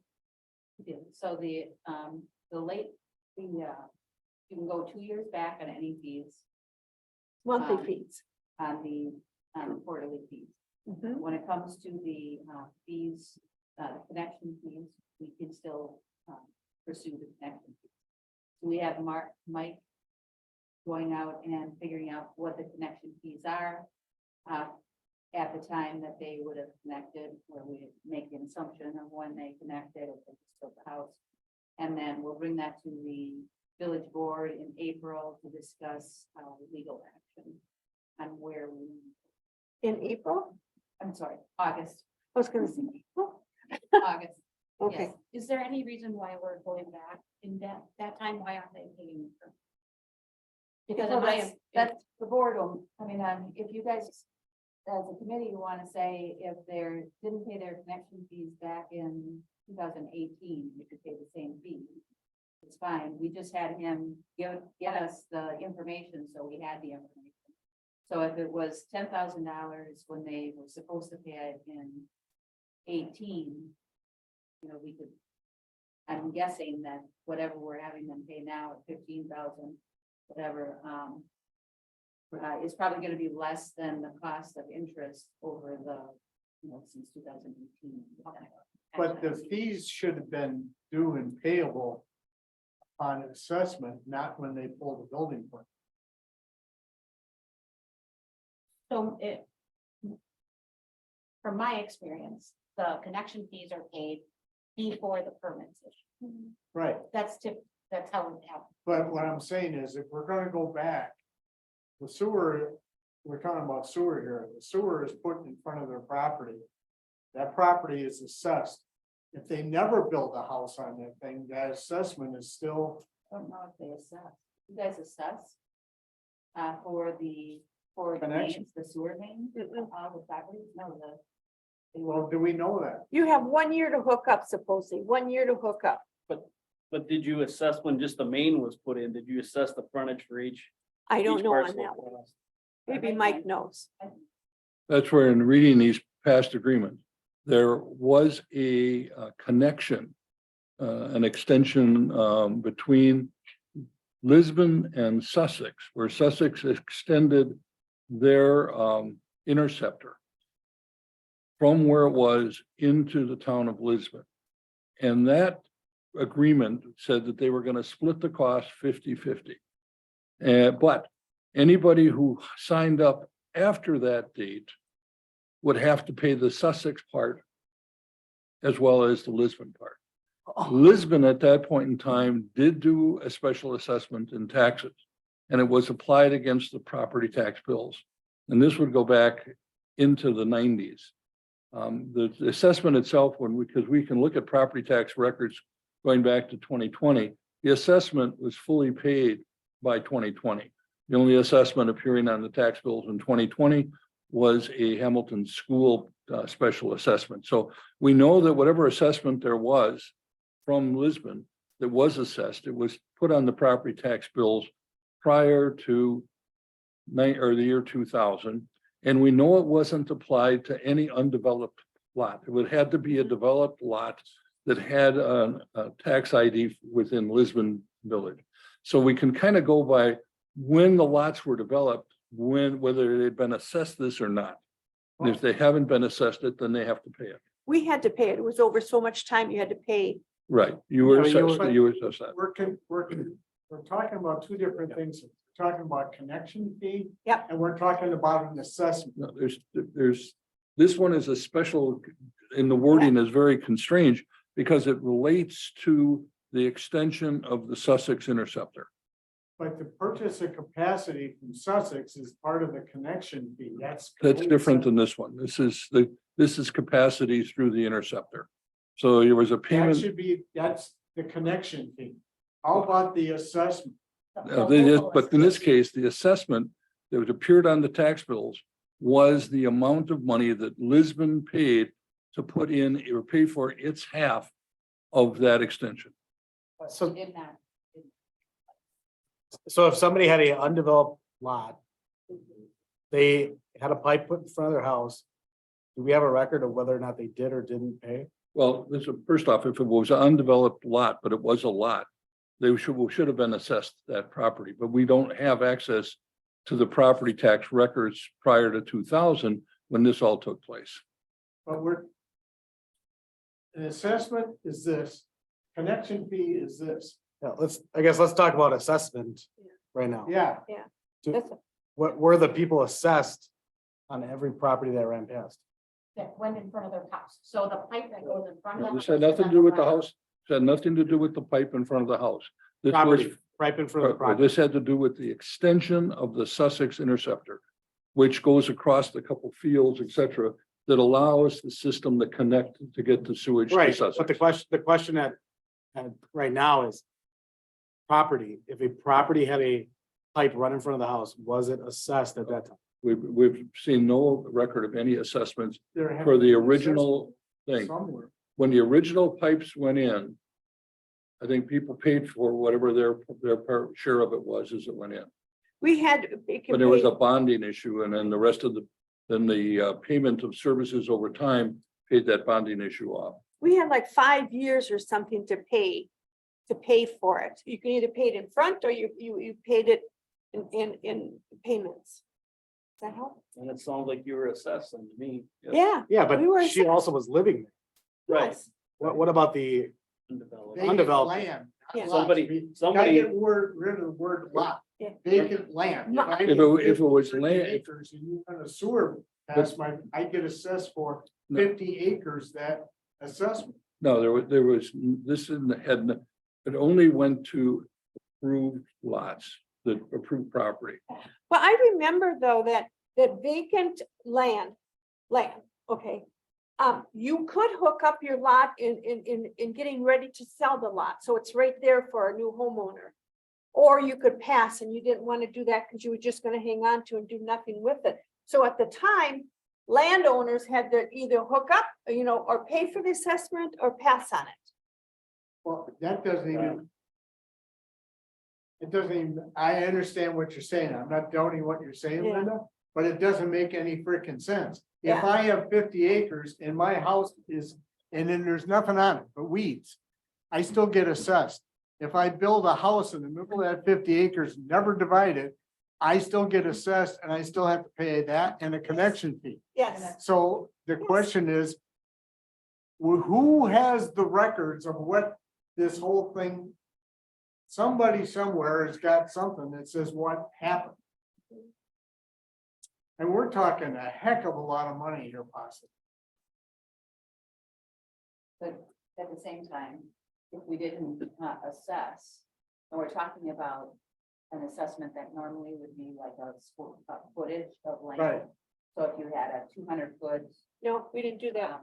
um, Everybody paid the Like- same. It didn't go on your frontage. Per foot.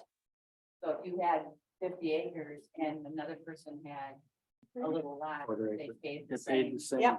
amount. Exactly. Why didn't I buy land in the town of Elizabeth back in 1990? I'd be a billionaire. I know, we all would. be. And you'd have sewer. Yeah, Cheap sewer. Well, then too, if, I mean, if God. there were, can't go if the back. lots weren't built on and they deferred that assessment until such time somebody built on and hooked to it, somebody had to play banker to make sure they paid the assessment at that time too, so you don't even know if that happened. the interceptor fee was $1,850, it seems to me. And like Denny, he was our past president, chairman. He never hooked up to sewer, but he paid that. So it's there for him. He's paid that part of it because it was broken into 3 parts. There's a big difference between having a fifth of an acre and 50 acres. And I- they're all the same. We had nothing to do with that years ago. It was the original board. You're right. I sure like to know what's still hanging out there that we can still. I We had did the asked, Same thing in town of, Panama, we got our sewer, we didn't pay any for the bridge that went on. Yeah. Because because, they wanted it in so bad. We paid for it. yeah, I heard that phrase, they wanted it in, who wanted it in so bad? The town and the DNR wanted it in because we're all lakes around it, and in order to keep the sewage from running into the lake, they felt that a sewer system had to be placed in. So, but we get charged an amount just like they do, but we only had to pay for our hookup from the road to our house, and that's all we paid. wow, really? Wow. What about a connection fee? Uh, Because you're talking the private Yeah. engagement between you and the plumber. Right. So, See, no, I can remember coming to these meetings and I said, well, are we gonna go per foot or is it per land? And they said per land because quote, I can remember him saying this, because everyone gets one hookup. It doesn't matter if you got 50-foot frontage, 100-foot frontage, it's one hookup. But it No, does. Yeah. now, Tell you put a house I know, and And then divide it. and according, Exactly. Joe, what they had, I know, but then they had said that if somebody puts a house on this 50 acres you were talking about, if they could, they would split off their land, but then that person would have to pay for sewer. Once it's in the district, they have to get sewer. That's, I guess. It- for my I guess, thoughts yeah. Would be the pipe itself, if you have 25 feet of frontage or you have 200 feet of frontage, the pipe is so much more expensive. It's sized for the ultimate development based upon the current or land use zoning. The pipe's gotta be made big enough. If it's never used, it doesn't make any difference. It should have all. never- I agree, Yeah. but we had Okay. different engineers at that point, and they did some things that were not quite. And we found out later on when we got on the board and changed boards. All right, well, instead of continuing to be frustrated about this, is there any part of this that anyone needs to take necessary action on? I think the, Just Overlying late fee. understanding. yeah, Yeah. I think the overall thing for late fees is gonna come to the village board next month. Okay, So in the case of all of that history that you have, that's gonna be important for us to dig through that and see exactly how how it was developed. You have contracts, but it'd be nice to see anything you have for the sewer district. Might be helpful to find out and dig into more. So. Yeah, and a lot of this is gonna fall on you for historical. Obviously, you weren't administrating it back A then. lot of the agreements that I received from the old attorney firm. So I had made an inquiry from them 2 years ago when I was trying to understand what these fees were to come up with a fee that the board could approve. So he sent me copies and copies of things, some of which are signed, some of which are unsigned, some are draft. So you gotta kind of work your way through it, and some of the documents aren't complete. But the one document that really is missing is really the genesis of the whole system. Of how did the system get built? How was it funded? That's the one I'm looking for. See, the original. There's gotta be a dinner napkin. There's gotta be a dinner napkin somewhere. Yeah, it's, and John from, where's John from? I'm trying to think of his last name. Remember? Yankee. We requested many times complete records. And we didn't think we got all of them, but we kept requesting them. I don't know if it would hurt to call him again and ask him. Well, John Stigler's still around. Yeah, He's still working. yeah, I think we have old records at our office that John gave Lynch, who Lynch took over for John. yeah. And then when we took over for Lynch, at that time, they dropped a ton of files off here, and Gina at that time said, here, you guys, these are yours. So I mean, we have files at our office. I can rifle through it and see if there's any record of that, and I'll bring them right back. Do you think that when the board, way back in the day, would it have been a board action to create a sanitary district? I was gonna ask Yes. Joe if the DNR would have Yes. any record. Having spent hours and days in DNR warehouses looking for stuff, that'd be the last place I would look. Because there's no staff left on this earth that's still around, but there had to be, to answer your question, in order to create the sanitary district, that required town board action. So somewhere, In your meeting. somewhere, there's some semblance of something, but God only knows Where? if it's complete. But I would think mean, even I- going through meeting minutes might be the first place to start. You'd have to pass a resolution to special assess, so that there should be a record somewhere of what, There has to be an engineer's report. Somebody. This project's gonna cost $10. Somebody has to prepare a report on how you get the $10 to pay for it. I mean, that's as simple as it gets. So, and that was all done in order for people to be assessed for assessments and for connection fees. Connection fee is not anything to do with connecting the house. It's buying the capacity to put the stuff in the pipe to get it to where it's going to end up going. I mean, there's pieces and parts of this thing, and I don't know. It very well may not exist anymore. So I wrote down that we'll check our meeting minutes for the creation of a sanitary district, an engineering report, a resolution to create a special assessment. For the sewer, and see if we can find change. I have to say, I thank you. It's so great to have people in the know that this is your business. So I thank you, because when us three first got on the board, we were just normal homeowners. We didn't know. We were listening to the engineer tell us what to do. That's your first mistake. Huh? That's your first mistake.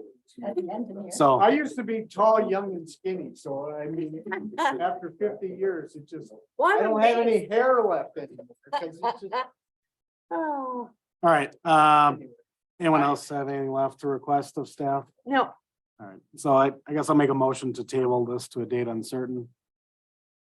Motion's been made. oh, yeah, second. Seconded by Everly. Any discussion? All in favor of the table, say aye. Aye. Anyone opposed? Motion 5-0. All right, discussion necessary action regarding water and sewer needs for Circle Crest Park subdivision and recommendation to village board of same. So we have had residents from Circle Crest Park, that's the subdivision that is right next to the quarries off of Silver Spring. So if you can kind of get an idea of where that is. Is this the one that had to do with the gentleman that owns Land and Quarry? So that's part of what Yeah. we talked about, but this is, right now, if they have any problem with water, Land and Stone helps them through it, either by getting them Right. a new well put in, Mhm. or getting them bottled water until a well can be put in, but Land and Stone has been really good with the residents. Well, in 2022, we the then town went into an agreement with Land and Stone. And so Land and Stone now pays us kind of a tipping fee for the tonnage that they take out. So much money per quarter comes in to take care of water issues on 5 different areas in the town, in the southeast corner of the town. The number one is this subdivision, is this Circle Crest Park subdivision. And now I've had 3 residents continually contacting me on when we're gonna get water in there because they're having trouble showering. And they don't wanna put in a well to find out that in, within a year, we're gonna put in water. So I had Don put what the cost would be for water and sewer connection.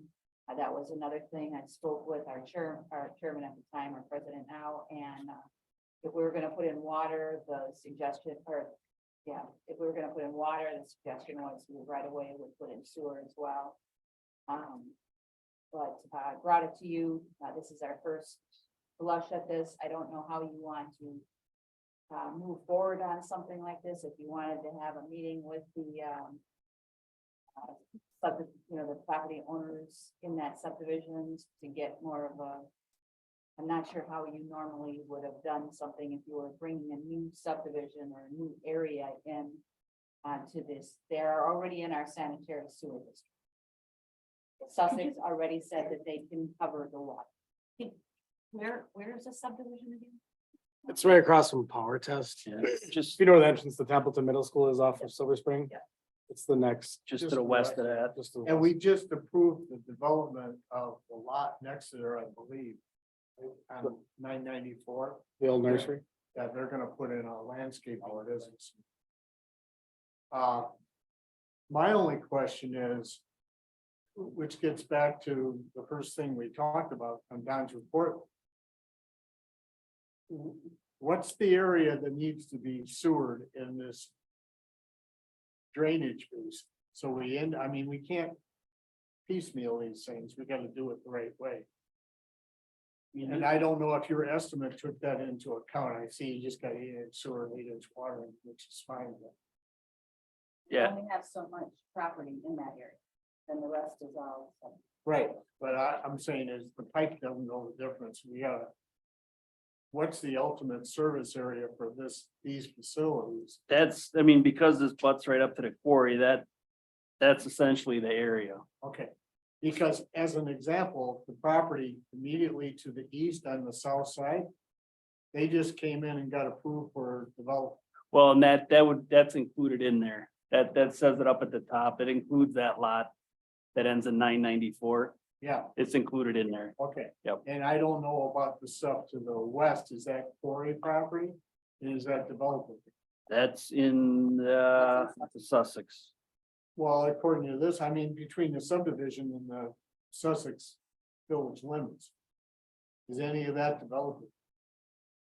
There's the I don't- only parcel that I see is the parcel that we just did the garden center on. No, I'm talking about. He's going to the west, To the Kathy. west. Ends in This. 006.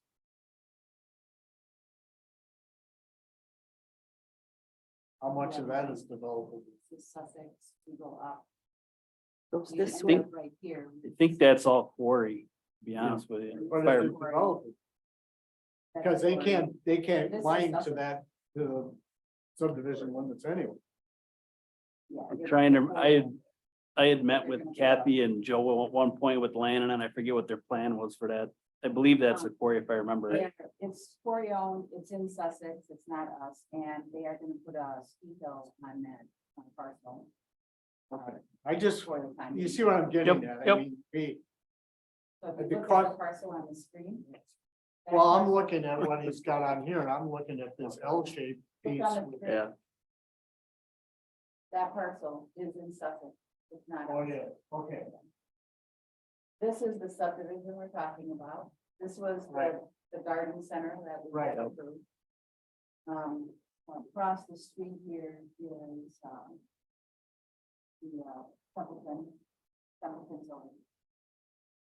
That's power center, power control or something. So it's just this subdivision. It's what we don't have sewer and water in are these properties here. so, yep. And All of it, yeah. that's the parcel. Otherwise, everything else is Sussex. And, because we have, this is Lisbon here, but it's not, but it's sewer, it's full of sewer. So we're talking about water just in that area, the few properties on the other side of EV, this subdivision. And then the parcel to the east of the subdivision, but west of the subdivision.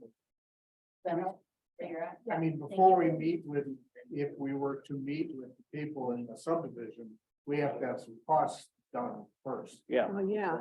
Which is take this and see how much, you know. I mean, The interesting thing is with the water, the amount that Landstone is going to be giving, the water was supposed to take it all the way to the house. So that people would not have any costs. So it goes from the road with the water to their house, and then they don't pay anymore. They're just not paying. And so from the house in is the responsibility of the homeowner. Not that the village would own from the property line to the house, but it's paid for by the money that Landstone has covered. who would physically put in the water service from the right of way to the house? It wouldn't be the village of Lisbon. Usually the homeowner. Yeah, that's what I'm saying. Yeah, We from the can't, curb stop to we the have- house. Yeah, right, exactly. All I'm saying is we don't want to get on people's property. Yeah, no, usually the, like, the meter is. Yeah. Right. That would be all. And the same, because that's what I was looking on these cost estimates. We're also talking about. It makes sense to put the sewer in as long as you're gonna put the water in. The roads are gonna go to hell, so we gotta build a new road, and I see that on these cost estimates, the cost of the. New street is put on the water side of this, and we'll talk about that later. But the other question is. We have to have realistic costs for people before we meet with them, because they're gonna say. I live at such and such an address, what's it going to cost me? oh, We need exactly. to do it essentially a preliminary. Engineer's report and an assessment role, so they know before we can talk to them. Well, that's kind of what.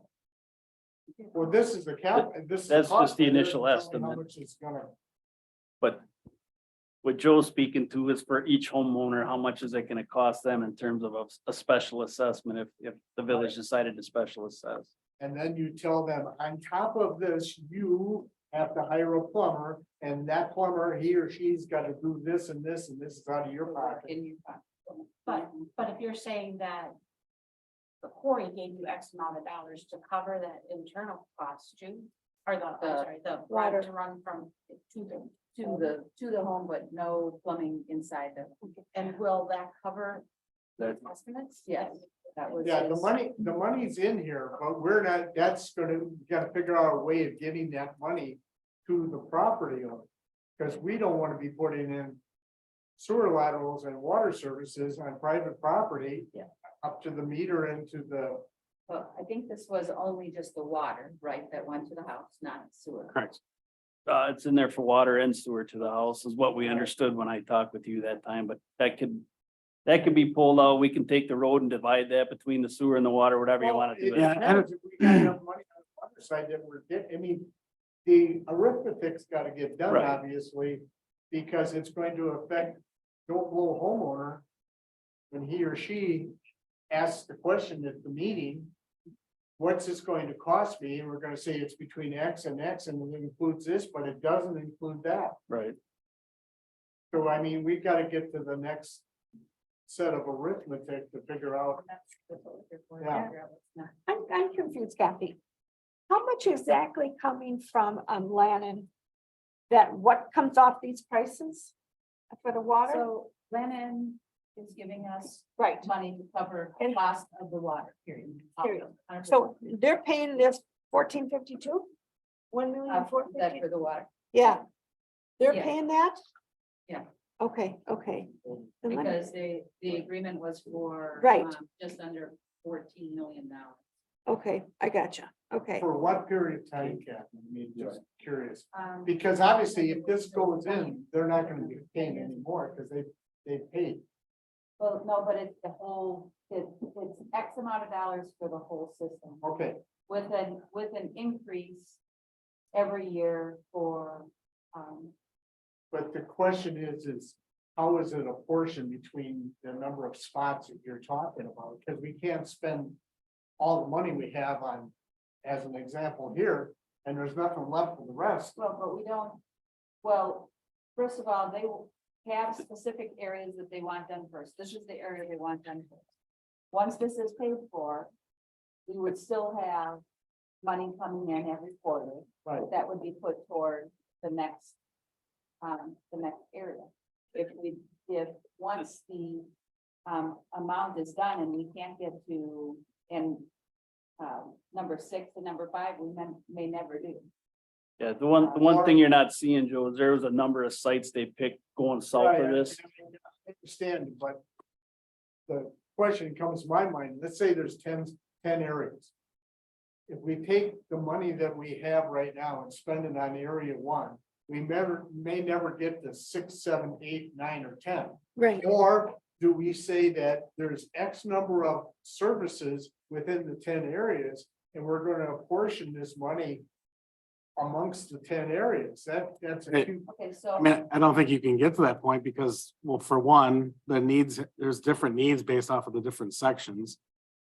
Secondly, if this is a span of 20 years, year 20 cost is way different than year 1. I know, but So, you can break it down because otherwise, if I'm in area 10, I may never see a penny.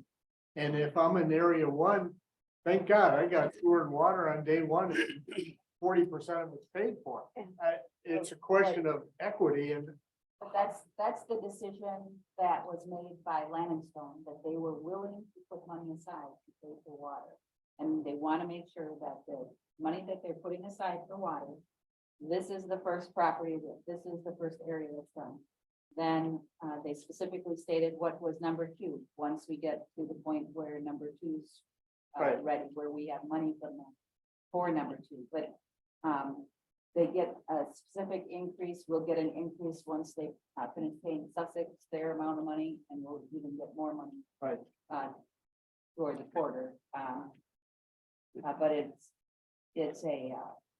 we, like I said, we may never do number 6 and we may never do number 5, because number 5 was Quarry Corners.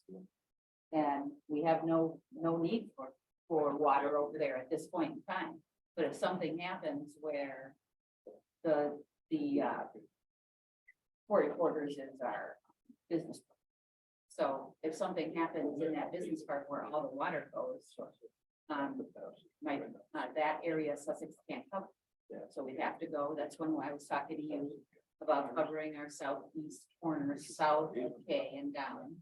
Because Sussex could do anything above, would be able to cover the water capacity needs for the ones above K, but not the ones below K. We were kind of waiting for you to study it. Who's they? When you talk about they, who's they? When I'm talking about They, they as in. who did this? Landstone. Yeah, who did this? They, Okay, Landstone and the town village of Lisbon. you Made sat the down with them agreement. and you did this, what's most important first?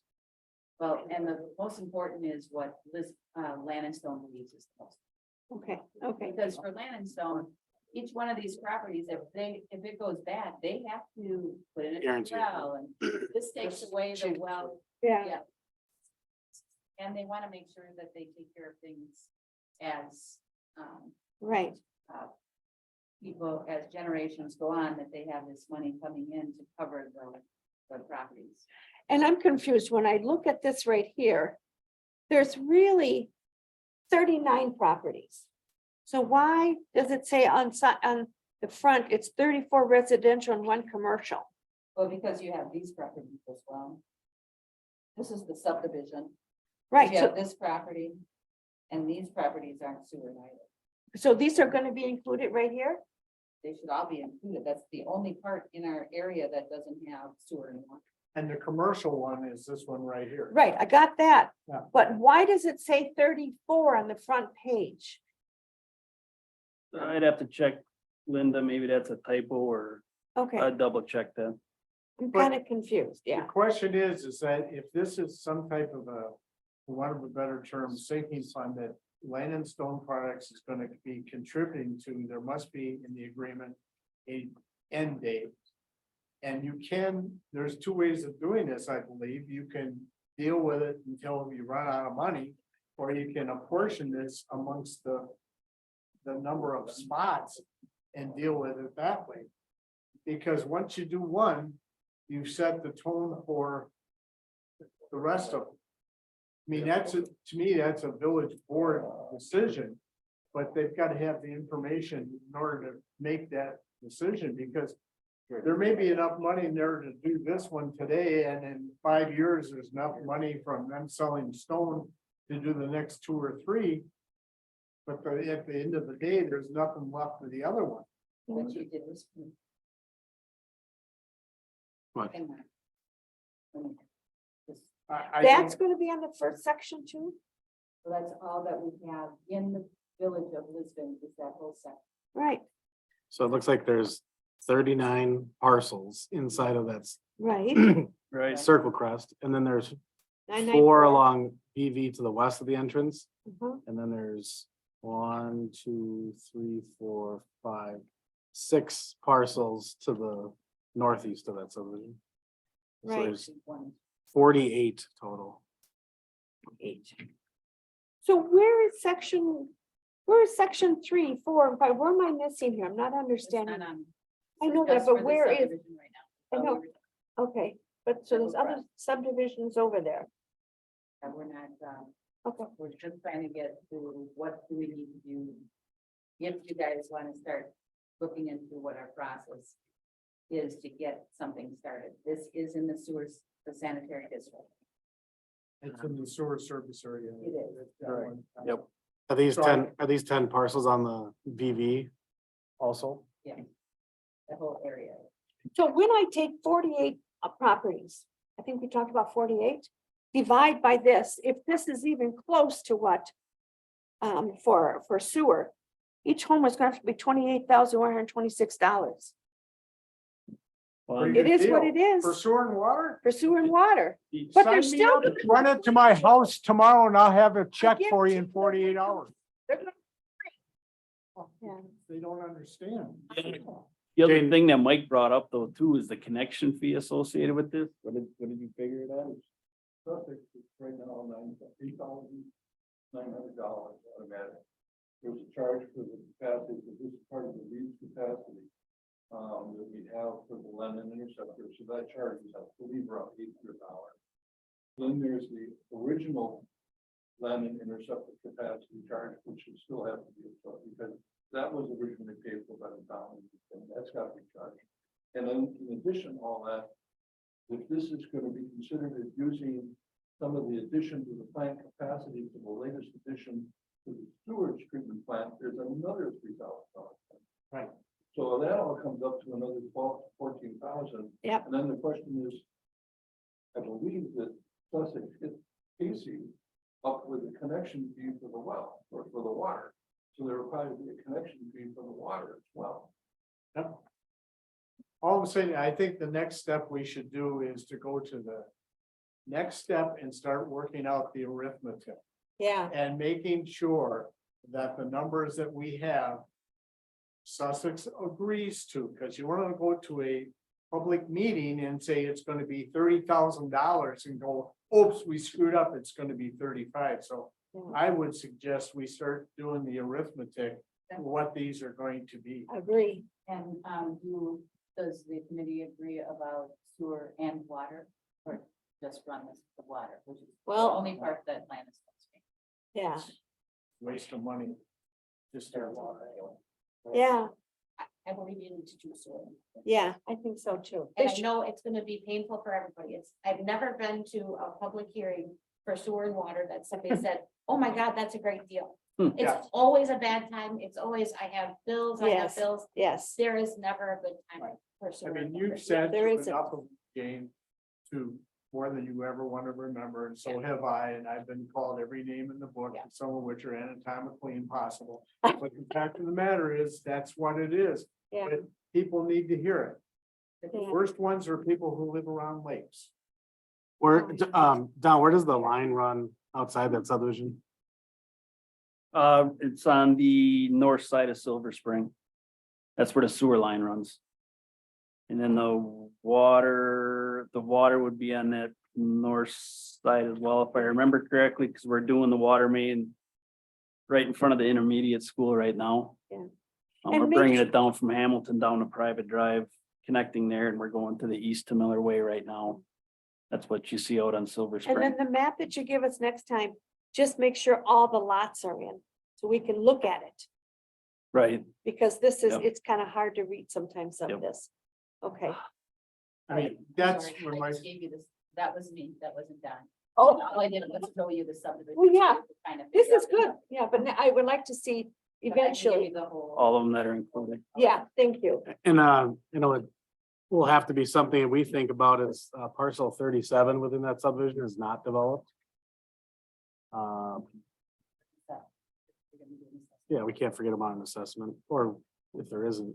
Now, is this gonna be per foot or per hookup? No. The other thing to think about is if you're willing to do any kind of. If you want to make a suggestion to the village board on, how many years they have to pay their. I mean, that's something that we have to put in there, for moving forward, and Can I backtrack a little bit and ask about the private water lateral, the private side part of the water lateral? Or the agreement or the understanding? Do the homeowners know anything about those arrangements? Is that? Yeah, in theory, they do because it was part of it was part of the agreement between Sussex and Land and Stone. So I did a project where we had to finance the private side. And I would hope that there's a way that we could get it so that it be part of the public good. Correct. Because what we wound up doing is asking every property owner to get 3 bids for that work, and then we had to choose the lowest bidder. And what wound up happening is contractors would not come out and quote the work. Either they, number one, inflated it all because they knew it was coming out of somebody else's pocket. And then towards the end, it was impossible to get the 3 quotes. So if there's any way to structure it in whatever sign off by the property owner to be on private property, that the construction only would be part of this project, but clearly state that this is the property owner's responsibility from this point in regard to the post. We just did that with a lead service line replacement where we got funding on the private side. But then once you find the lead on the public side, obviously the lead's got to be replaced in the public too. So it's both sides.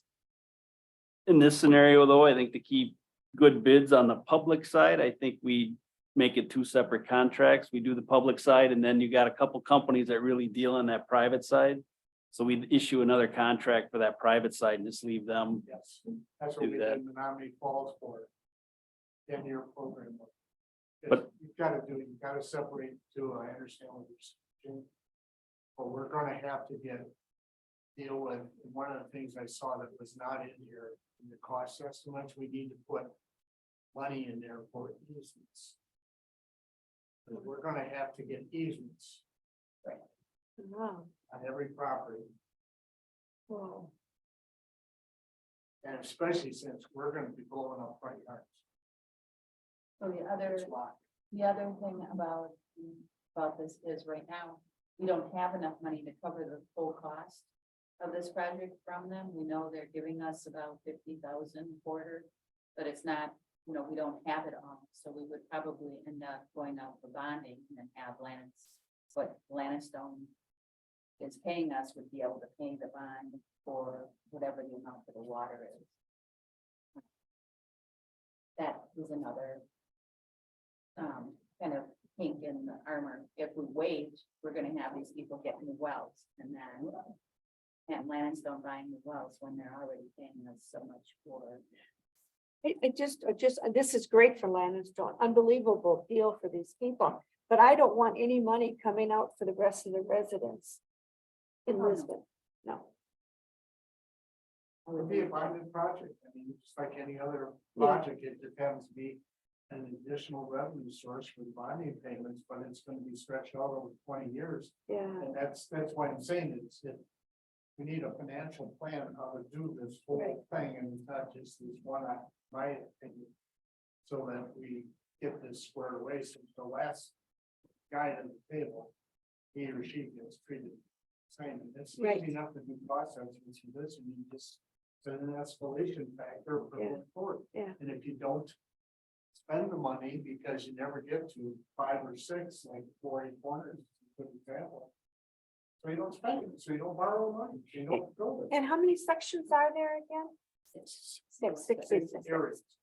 areas, okay, I gotcha. So I think this was 2 was over by Helquist, where Helquist had to put in wells, and nobody actually attached to this big deep well that they put in. It was kind of a big issue. Do you remember that at all? It was with- Yeah, big. On Maple Avenue. Maple Avenue. Oh, Yeah. So that was, so that was number 2. That was their request. All these issues are solved. Just. So I've got, we want to do costs that get, not only included in the, pipes for sewer and water.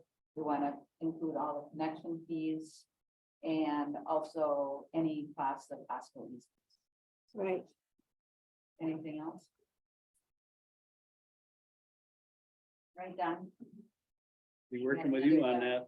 having been through this with the residents, this is really gonna be, Well, and I'm wondering if it's gonna be I mean, we're gonna have some people that are upset, but we have some people in that subdivision. They're gonna be that thrilled. Are, Yeah. they're waiting for it. I know. Right, we should probably take a motion on that. What was the administrative stuff, Kathy? So the, motion to direct Don to set up the financial costs for each homeowner to include connection fees and easement fees. And any other cost, maybe, so make sure we got it in there, Permit fees, yeah. bring it back to the next meeting for further discussion. I'll make that motion. I second that one. Made by Moon, seconded by Peel. Any discussion to add to? No. All in favor, say aye. Aye, Aye. Any opposed? 5-0 pass, and the last item is adjournment. I know. I will make the motion for adjournment. Looking for a second. Second, Second by Jane on any discussion. Hearing none, all in favor, say aye. Aye. Aye. that's Gee, where do you 7:09. work? You're so knowledgeable. Meeting is closed at 7:09. 7:09.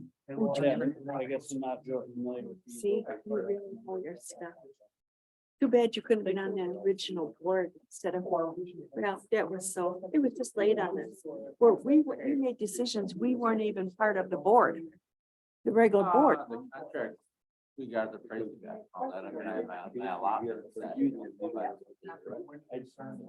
I almost think you'd have. Thank you for getting.